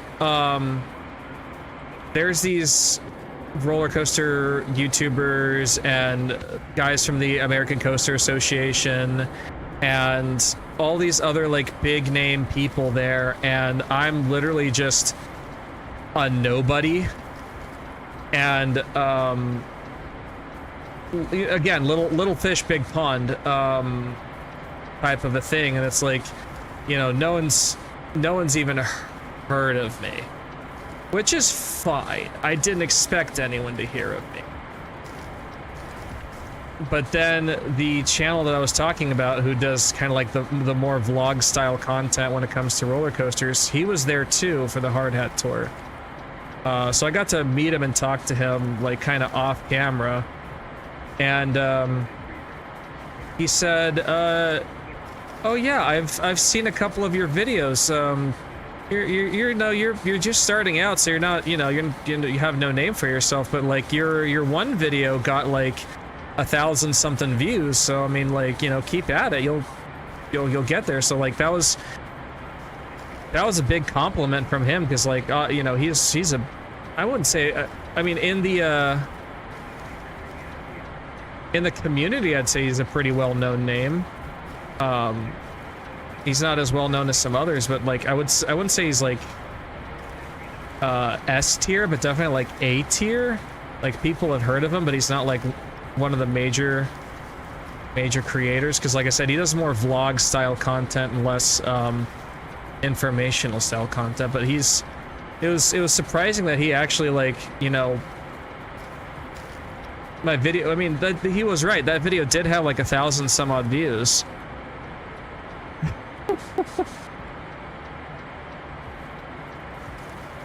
I think they only saw my, because remember, it took him 3 days to reply after I sent the original email. So I think it's like they only saw my stuff after I annoyed them.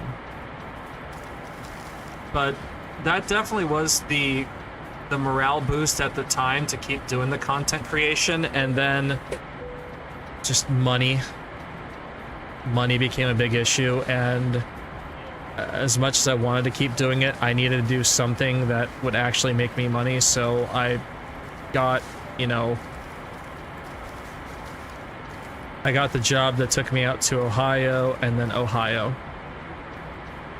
And I've been fucked up ever since.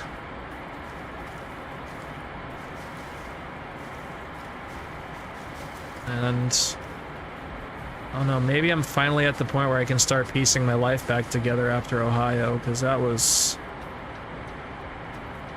trauma.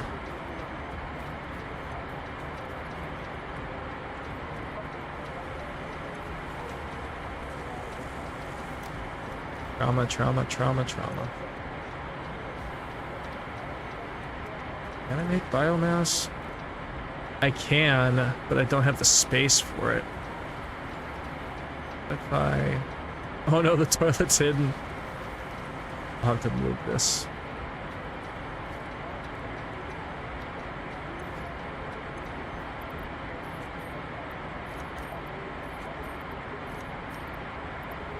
Wait, it just disappeared. But okay, no, it didn't disappear. Oh, I think did it condense?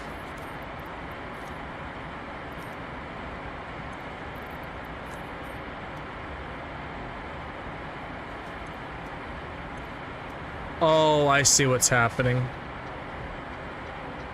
That's gonna magically just appear in my inventory in a second. Right? Yep. Yep. Okay. I know what's happening. And that makes it very annoying that I know what's happening. See if I can turn it off.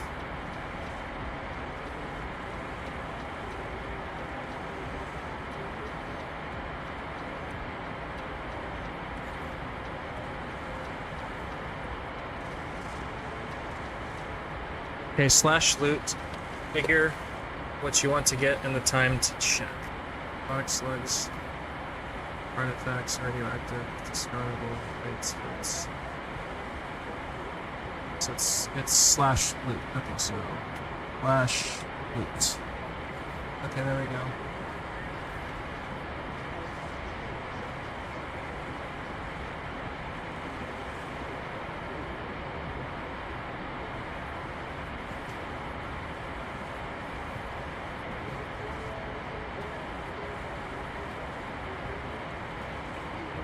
Let's just set this to 100. And let's turn it off for now. I want to do some stuff.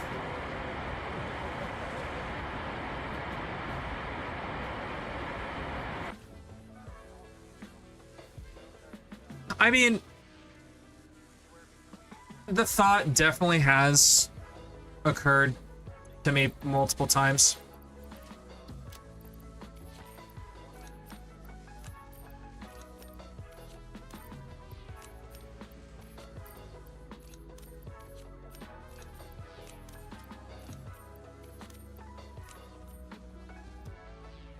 Like, don't get me wrong, the thought definitely has crossed my mind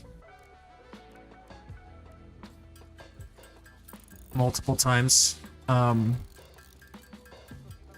like I said, one, it would have to be a side gig, definitely. And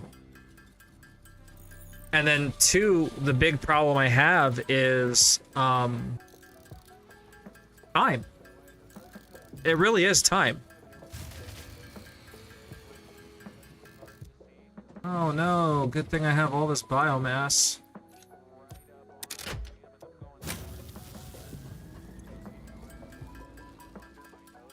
Because that's like the big thing of it, like...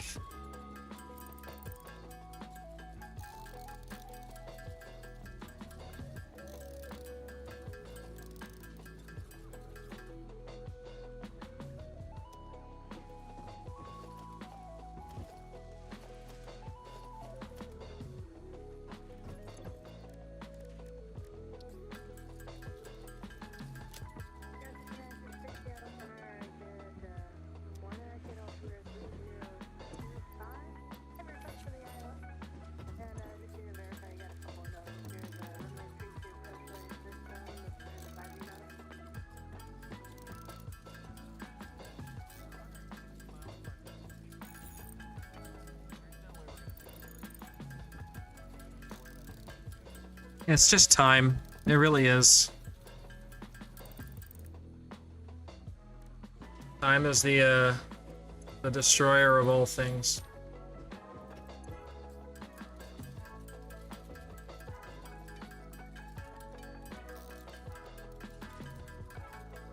But yeah, I think had Ohio not happened and I was able to actually keep up with it, I probably would be a lot further. And I definitely feel like I'm starting at 0 again, which is fine. Again, not intending to really go anywhere with it, like at all. But yeah, I guess it's something to do in my spare time. And I mean, if I'm gonna be streaming too, I can, you know, do streaming clips, and so it'll be like the original concept behind it was gonna be a mix of aviation content, a mix of game streaming content, a mix of roller coaster content, and obviously a mix of Miku content, because I am probably the physical embodiment of Miku.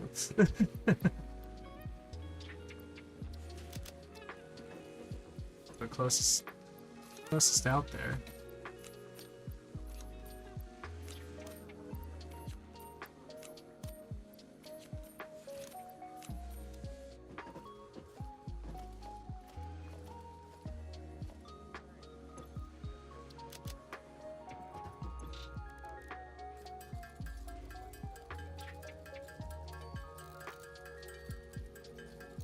So maybe.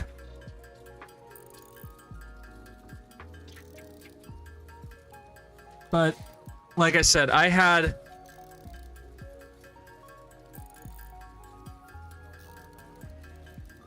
also not running VTube Studio.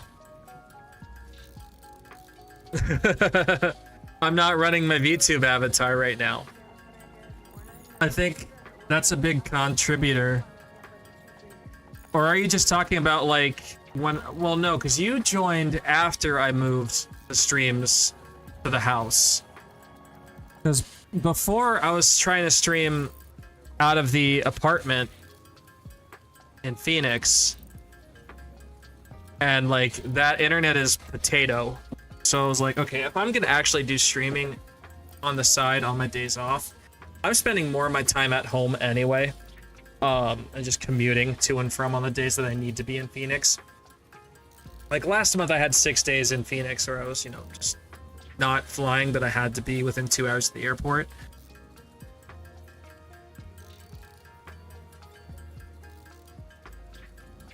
It might be the ASMR from the video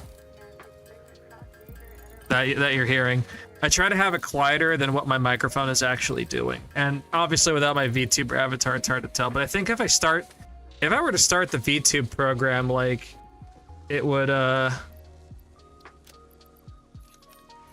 2, 3, 4, 5, 6, 7, 8, 9, 10. It'd be a little bit better. Okay, hang on. Blowing up the audio.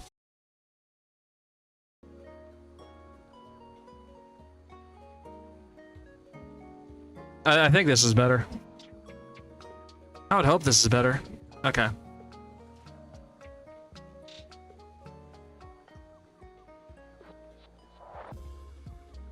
I also think the problem is I'm trying to do too much on my one gaming laptop. Like in all reality, I'm trying to do too much because like I'm doing the game and I'm doing the VTube software. While I'm not using the VTube, while I'm not using my camera to process the model, I'm just using my phone. I think I'm just asking too much of my little gaming laptop. It's designed for gaming, not for streaming. So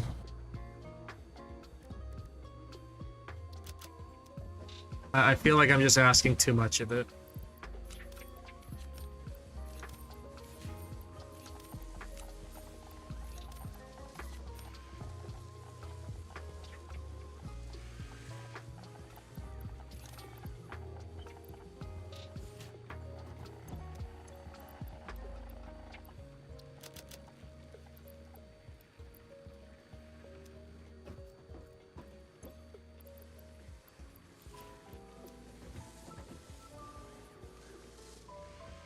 Gotta find the top pile of biomass.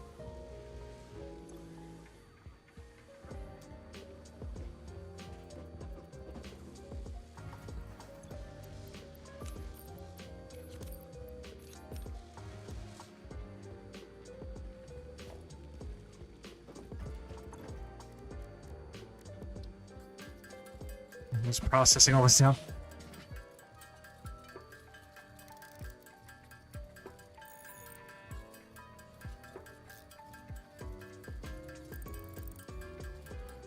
It's so I got this laptop during Black Friday, I think 2 years ago now, because Black Friday is about to come up, and I got it while I was doing survey work, and it was half off. So instead of being a $2,500 laptop, it was a $1,200 laptop. And I've put an M.2 solid state external storage, which is what I run my games off of. I don't know the full internal specs, but I know it's a lot. It's good for the games that I play. And the streaming wasn't one of my first intentions when I bought it, but one of the things that is definitely on my shopping list once I make captain money is an actual dedicated computer, like an actual tower computer.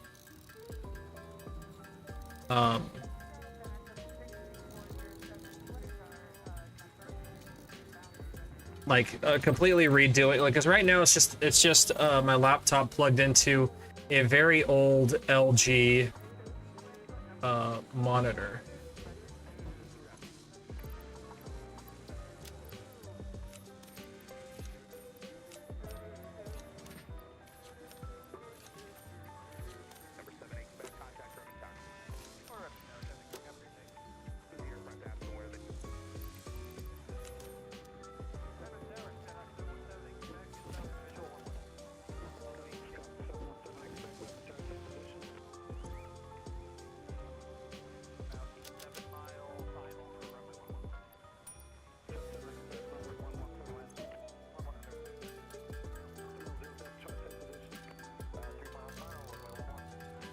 Oh, when I get the money to build one, yeah, I'm grabbing you, I'm grabbing Banish, and we're going to either Micro Center in OC, or we're going, PC Part Picker or whatever. But I'm not building it by myself. I'm getting help from. If you want to help, you're more than welcome to.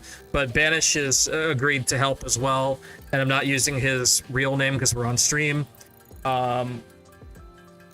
But we're gonna build me a rig that can handle gaming. It can handle gaming, and it can handle the streaming, and it can handle the VTube software. Basically, it's a one stop fits all rig for me to use. And then this gaming laptop will probably be the one that's gonna handle either the VTube software or the stream itself. More than likely, it'll handle the VTube software.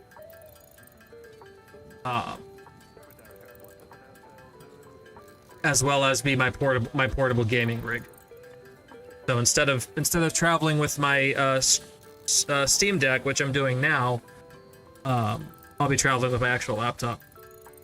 Okay. Well, I mean, I'm still going to be streaming, but you don't have to keep replying to me. I will at least know you're not listening to the ramblings of a of a crazy Miku.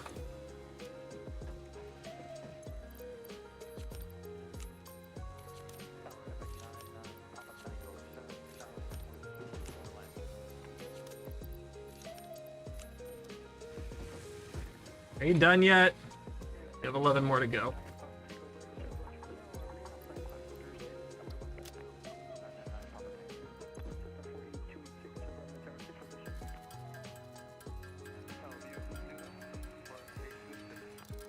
But I mean, in all seriousness, like, eventually I'd like all of us to live in the same house.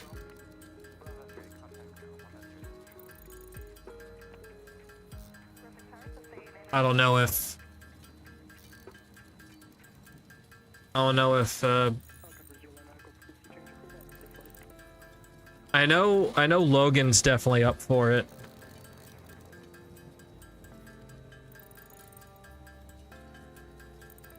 Because I know he's also tired of being alone. And I know Banish is up for it. I just don't know if the cat wife is up for it.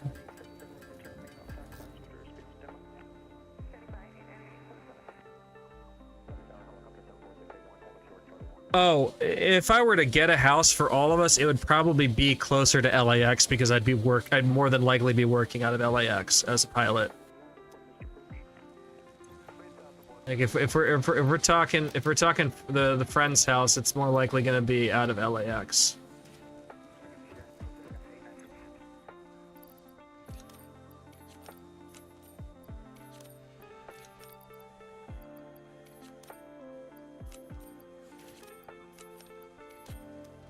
But the Japan house, yeah, the Japan house it'll be for anybody that wants to go out there. Like, it'll be outside of stay the hell out of my own room. It'll be yeah, here's a spare key. Use it as a timeshare, save money. You know, use it as a place to stay, save money on a hotel type of a thing. Because I don't foresee.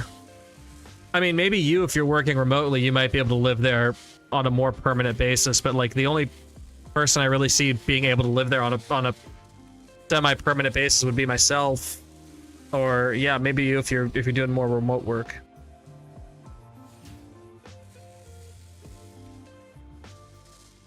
But like if I'm on a pilot schedule, I'll like schedule all my stuff, and then just fly to and from Japan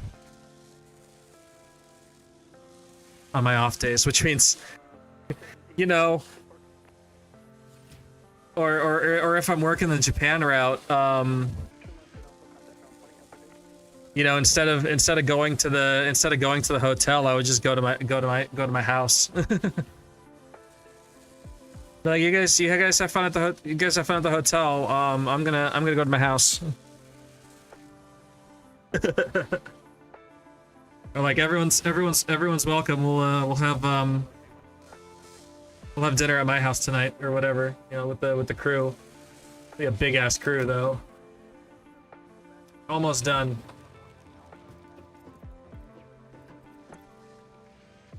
Almost done. We can do these two. Which one of these is blueprints, which means we'll unlock blueprints, which means we'll actually start to be able to start this challenge.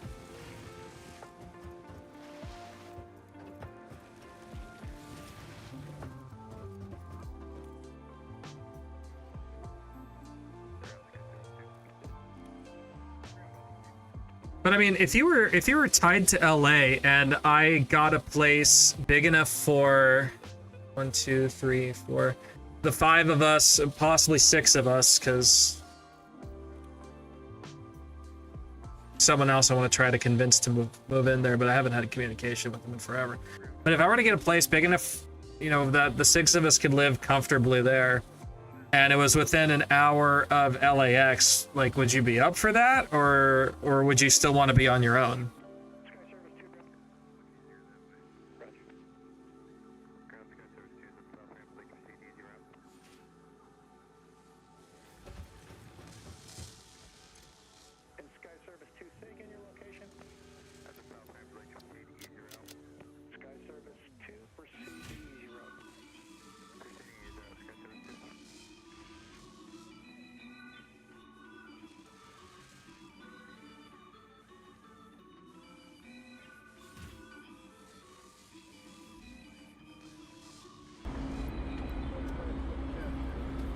Alrighty.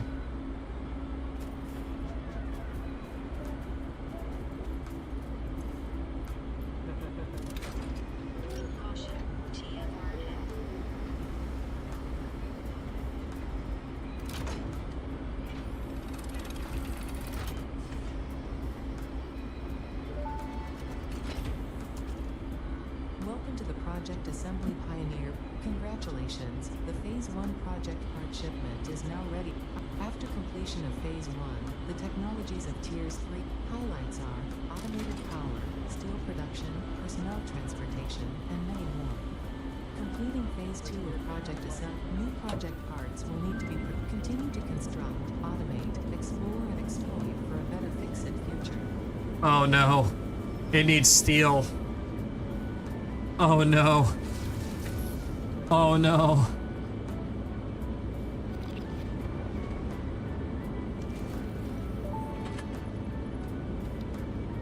Phase 1 of Project Assembly completed. This is only the beginning of Project Assembly, the first step towards saving the day. You have performed adequately so It needs far. steel. Reminder, not only is Fix-It saving humanity, it is saving all of Earth, including kittens and puppies. It is statistically Oh, no. likely that you appreciate the continued existence of kittens and or puppies. Continue the work for their sake. Continue the work for Fix-It. It is time to start the work on Phase 2 of Project Assembly. Oh no, it needs steel. I did not realize it needed steel.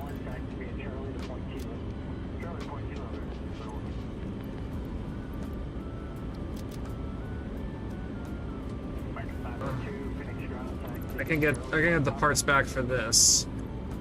And that can just stay in there. Okay, it needs steel.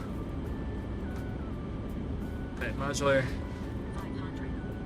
I need 100 modular frames. Okay, we can make modular frames, so they just require a shit ton of reinforced iron plate, which requires a shit ton. Okay, so to make 100, I need 50. Means I need 100. Oh god, okay.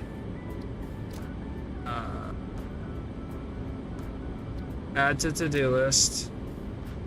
And I need 200. 150. Minus however many I have. So how many do I have on me? I have 12. So 150. 1, 2, 3, 4, 5, 6, 7, 8, 9, 10, 11, 12. Okay, so I need to make 138 reinforced iron plate. And then iron rods is just easy enough. So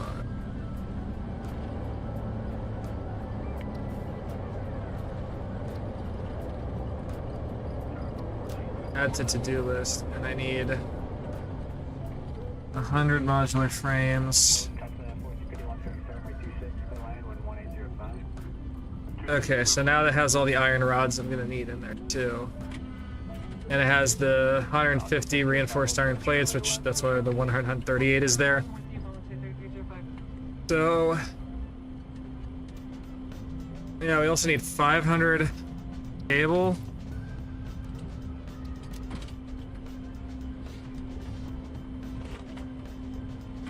$500 cable. Well, minus 35, so wait, what's 500 minus 35? It's 465?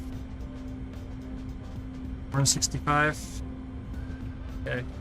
And then concrete, we need 1,000 minus 158, so that's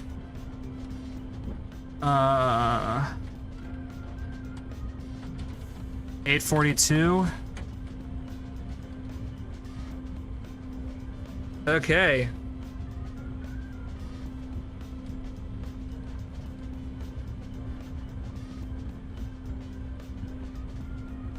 So we need to build. Okay, we don't have screws on here, so screws. We need 1656, so let's add this to the to-do list. And we need 1656 minus 8. That's 1656 minus 8, 48. 1648 screws, which gives us a total of 1012 minus 240 iron rods. 1012 minus 240. We need 772 iron rods.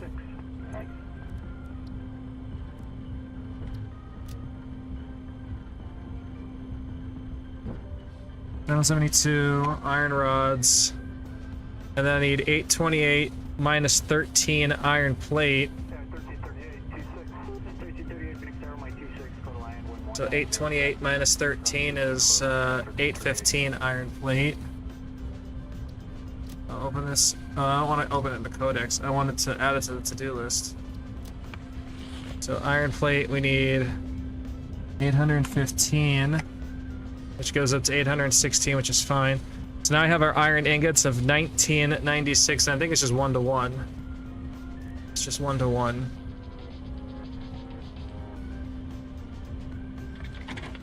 So, do we have wire on here? We don't. So we need 930 wire.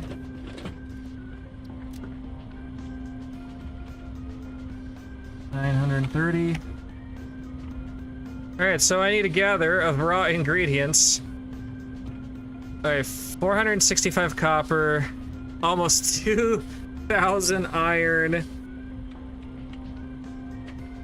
And that's not even counting the steel beams that I can't make. So I have no way of making steel right now. This is just for this blueprint.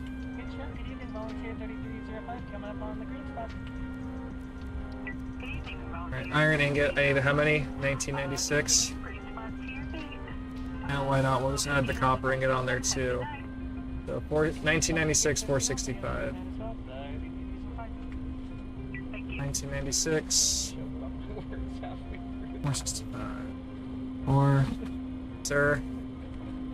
465. Okay. Time to go collect their stuff. I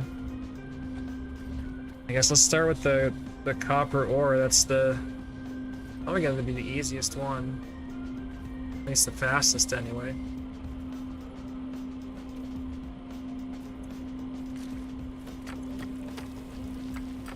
Cause this is gonna... Do I even have the time to really do this? It's 3:07. Right, it's 3:08 right now, and I have to leave in like 30 minutes to go to my class for the gym. So no, I definitely don't have enough time to do this. This is definitely gonna have to be a Shutdown checklist, rest lever. an offline type of thing. But while I want to do this challenge, I want to also stream this challenge. But I also want to play Satisfactory because I'm gonna have 4 days off in between my two Chicago trips. I want to stream this. How are you not done yet? That's a serious question. How are you not done yet?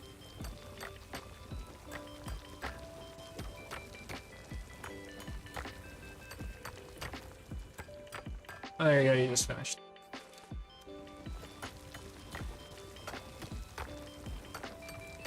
Welcome back. You missed absolutely nothing. No. I was making a comment on this miner. So we got the space elevator, and we got the thing for blueprints to allow us to start using blueprints because we have to unlock it in order to see our blueprints. So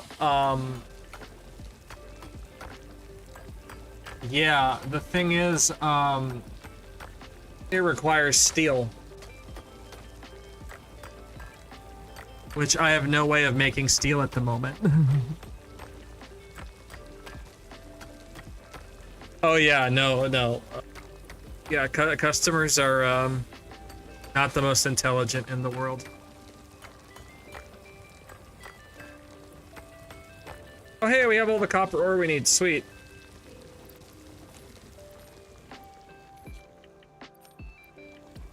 Just even it out to a nice 500.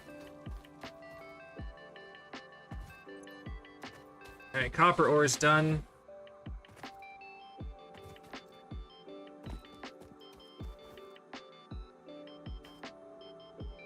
Now we need iron ore.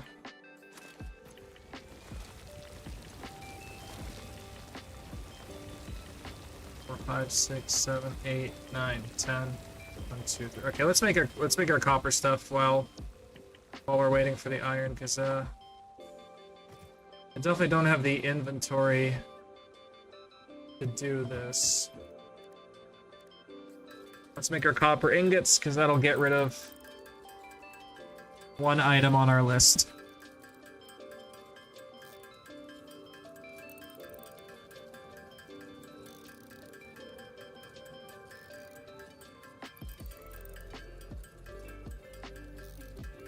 So blueprints only is the name of the challenge.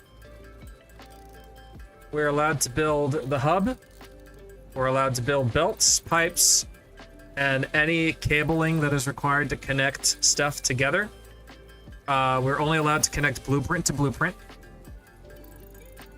We're allowed to make the space elevator, and we allowed ourselves to make one assembler outside of a blueprint so that we could get the parts for the space elevator.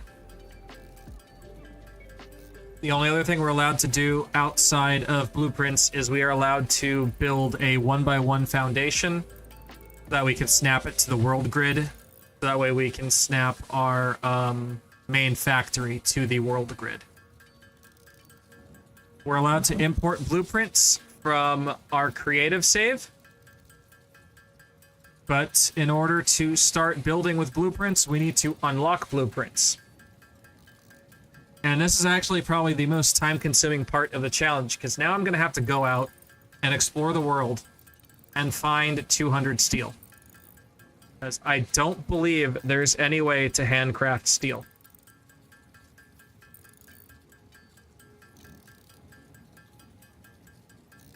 And I don't think you heard me either, but I'm only gonna be on for maybe the next like 30 minutes because I have a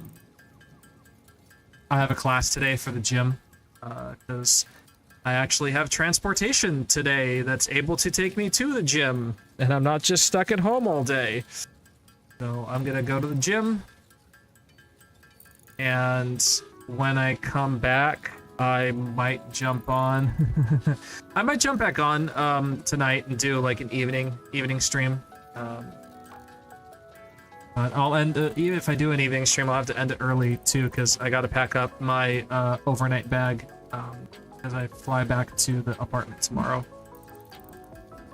And then that'll be it until late October. And maybe I can do it on the website, but there's no way for me to update my schedule, my streaming schedule. Like, it wants me to update it, you know, like here's what I'm gonna do for the week, every week. I was like, well, I don't stream every week. I stream when I have days off, and I don't know how to post, like, here's my October streaming schedule. So I just kind of made a quick down and dirty one, but yeah. Plus, tonight at 9 o'clock, 9 p.m. our time, the first Osaka Miku concert starts. So, figure 11:30, I'll know what the Osaka exclusive song is, and then I'll have to update the guide for the Osaka exclusive song.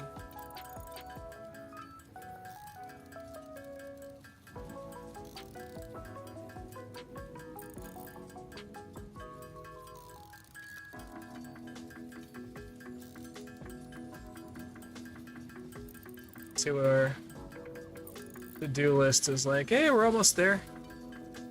Slowly Making our way downtown, walking fast. Faces passing, I'm homebound. Do-do-do-do-do-do-do. Do-do-do-do-do-do-do-do-do-do-do-do-do-do-do-do-do-do. Da-da, shaka-da-boo-da-ba.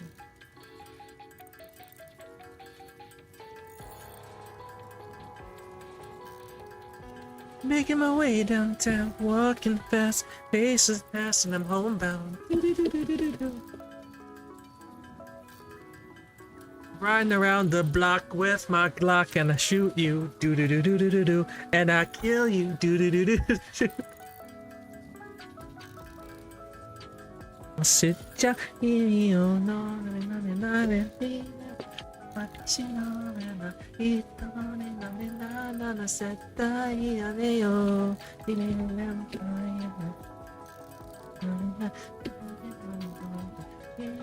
Watashi vampire, it's only one night on a set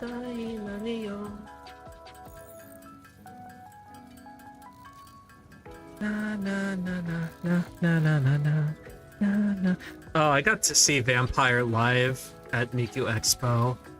Oh, I died. I literally died. It was so good. And like the cutest thing ever is during the the down drop, if you noticed, for the last chorus and the last verse, her eyes turned vampire red, and it was just beautiful. Just absolutely beautiful.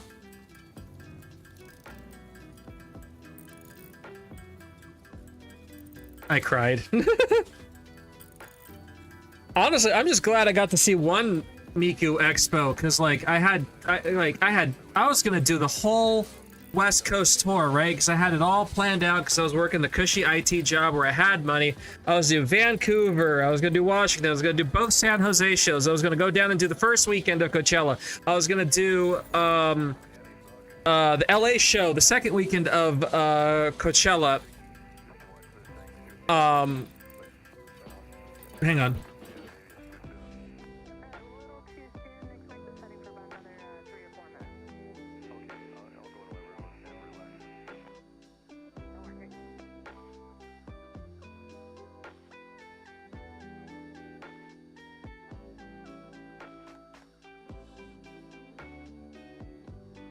Ready? Okay. Okay. I just got handed my pre-workout. I'm calling it my pre-workout.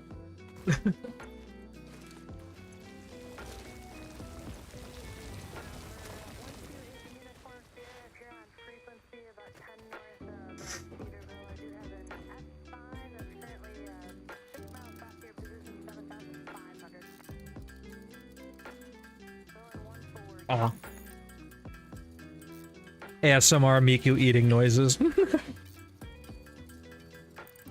I wonder if my microphone can even catch what I'm eating.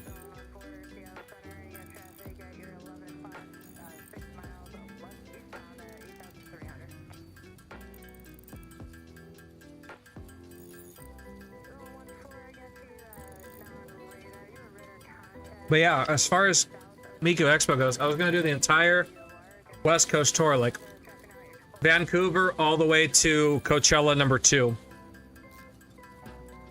And then I got the jet job, and everything changed when the Fire Nation attacked. My training got delayed, so I missed Vancouver. My training got delayed. My in-dock was pushed forward because my training got delayed. So I missed San Jose. My movement, I had to be online and ready to go shortly after in-dock, like April 15th. I had to be in Phoenix ready to go. So I missed Coachella and LA. But April 16th, or maybe April 14th, the very next, I arrive in Arizona That day was the day that I arrived in Arizona, was the first Miku Expo of Arizona.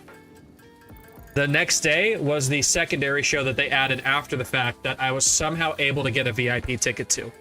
So I literally get to my apartment in Phoenix at like 10 p.m.-ish at night. I unload my car, drop everything, and I go straight. I order an Uber for 5 a.m. because that was the earliest it would let me order one. And I go to bed and I set an alarm for 4:30. Alarm goes off. I put on all my all the Miku stuff that I prepped ahead of time. Uber shows up on time, which, oh my god, I tipped this Uber driver so much money for so much buku bucks for being on time. And I get to the Arizona arena at 6 a.m. my very first day in Arizona, and I wait for 14 hours to go see Miku. So out of the entire West Coast tour of like all these shows I'm gonna do, I'm only gonna get up early for the Vancouver show, and I'm gonna take all the other ones kind of easy. No, I don't get that luxury, but I at least got front row rail of Arizona #2, and it was and within the first 24 hours of me moving to Arizona, I got to see Miku. So I was super happy about that. Miku literally threw my welcome to Arizona party.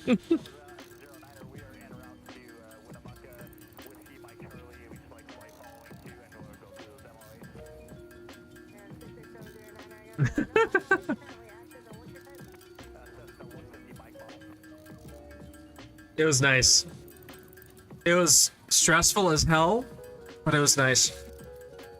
And another thing that surprised me, and I wasn't expecting this, I thought of all my friends in the Vocaloid community that I knew, I was maybe gonna make some new friends, because this was a last second show, right? So maybe people that maybe the hardcore fans that didn't get the, I didn't think there'd be any hardcore fans, because any of the hardcore fans would have gotten the first Arizona show. They might not necessarily have gotten the second Arizona show. And the one guy who I knew was going to join me for the West Coast tour wasn't planning on doing Arizona. He was just going to do Coachella, take a week off to do like laundry and stuff, and then do Coachella again. And he surprised me. He literally, so I'm literally in line, and like 10 o'clock, I think 10 o'clock rolls around before the second person finally shows up. So like for the first 4 hours, I'm sitting in the dark outside the arena by myself. And like 10 o'clock rolls around, the first guy shows up. Here's an Arizona local. We start chatting.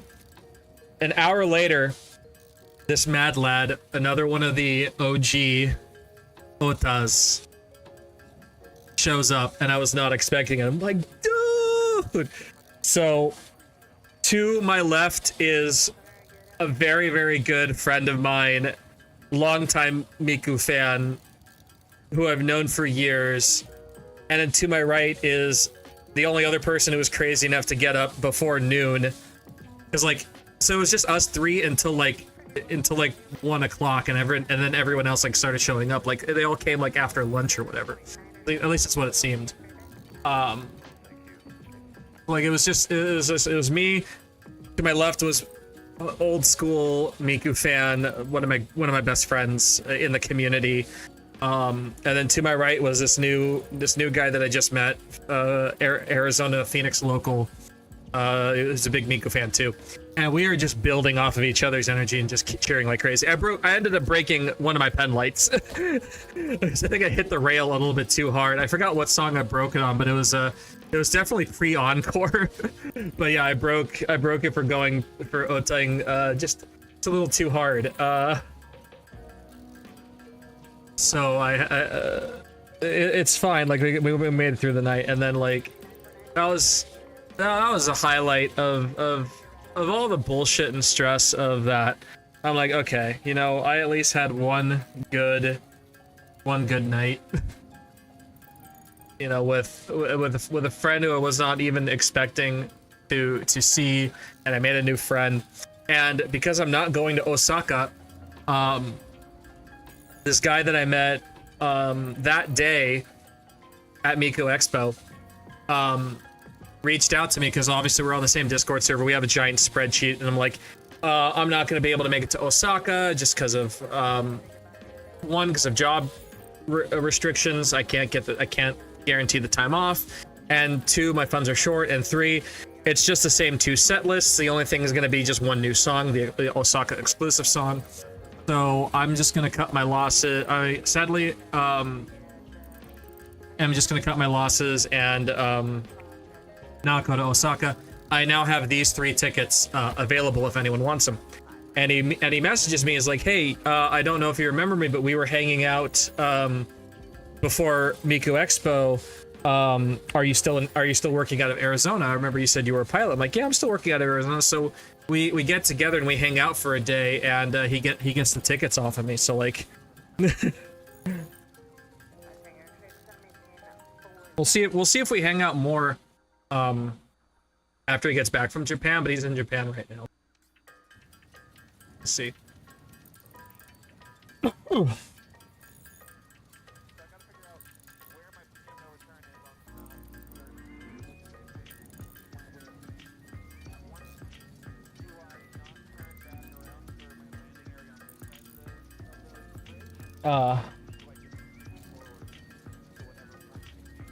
But yeah, it's nice going down memory lane, and I mean this is all happening this year, so. PM are you at? What RPM are you at? I don't even know how do we even get on this? Oh, Vampire, that's right, Vampire.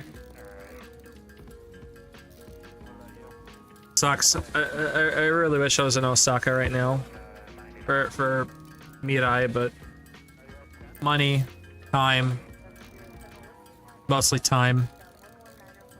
I can find ways to get money, ways that I shouldn't really do, because they're really bad in the long term, but in the short term.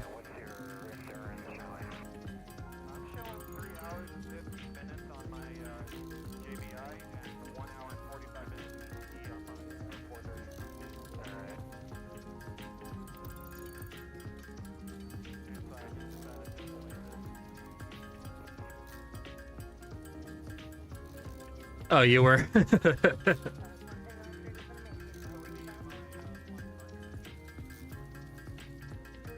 Why are you ignoring me? Why are you ignoring me? How dare you?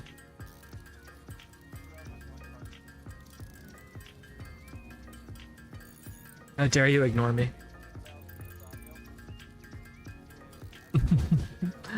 I'm messing with you.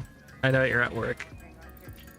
You're busy at work telling people They wanna wanga.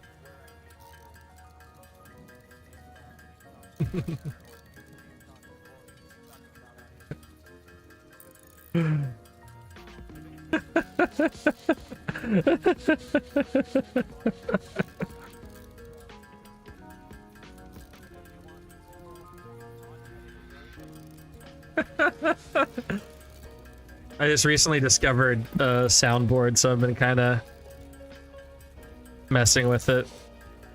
Here, you want to see a highlight of some of my favorite ones that I found? I think this one might be one of my top ones that I found, because it's just so good.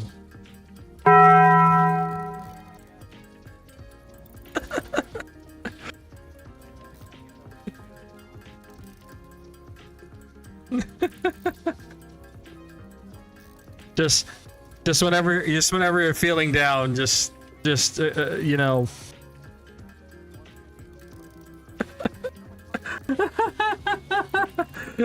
Am I giving you lunch ideas now? Like you can't resist the call of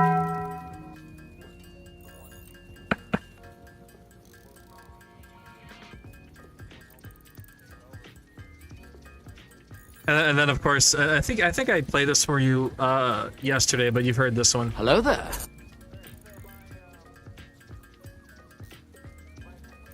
Yeah, you've had to have heard that one. That's usually where I keep the slider. It is on hello there.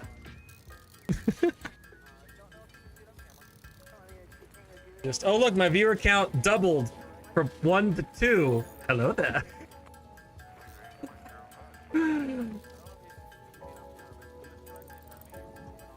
I was after? Oh. NANI?!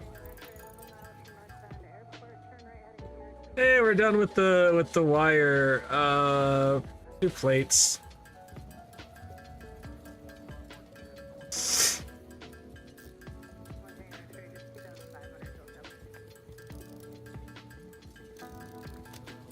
I'll chop these down into plates. You still need like a lot more iron ore.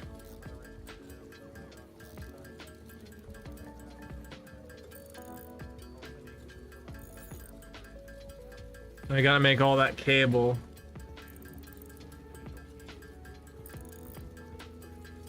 Yeah, I mean, like I said, I found some that I like, and I have them like on a little slider on my stream deck. So like I have to kind of scroll one by one to see which one I want, and then like click it.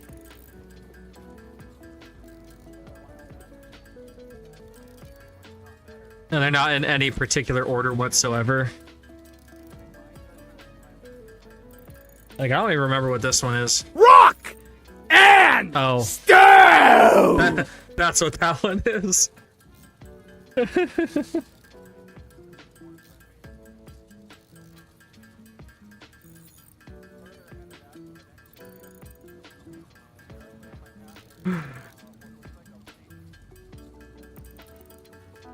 What's this one? This is the title of Take Me Home. Oh.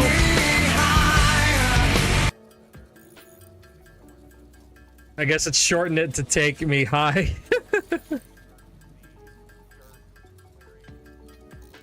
The only Miku one I found on the boards.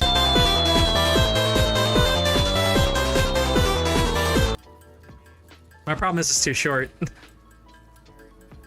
I think that's the problem with most of these soundboards is the clips are just too short.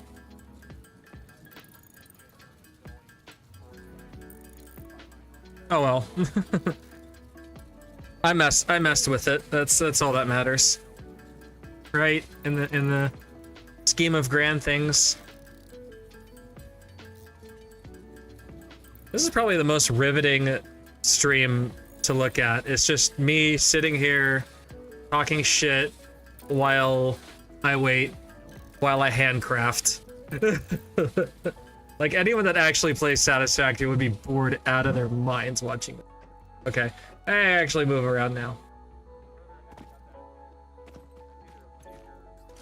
Gimme. Gimme. Gimme. And then, do I have enough? Yeah, I need 10 more. Yeah, I have enough for 10 more stacks. Let's get to the mining. Welcome to the rice fields, motherfucker.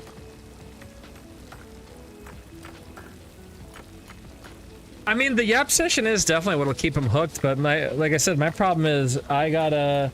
Oh shit! I'm actually past the time when I should have stopped. I gotta get ready for it to go hit the gym. So as soon as these miners stop, I'm gonna collect the stuff out of them, and then I'm gonna log out. Because yeah, sadly I gotta go work out. Well, I mean, not sadly, like I do need to work out to legitimately get in shape and lose weight, but like gotta call it a session here. And like I said, I'll come back. I'll probably come on for a little bit when I get back from the gym. So we're gonna call it here. And that'll be the end. All right. See ya.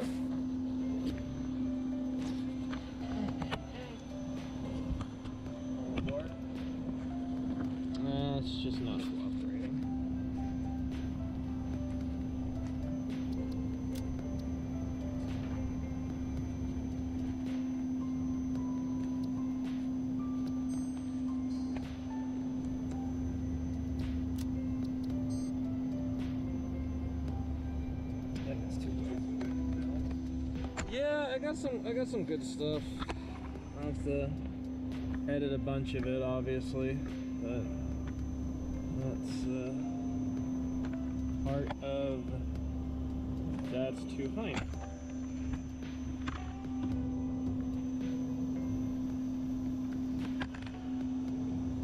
That feels about as rightish.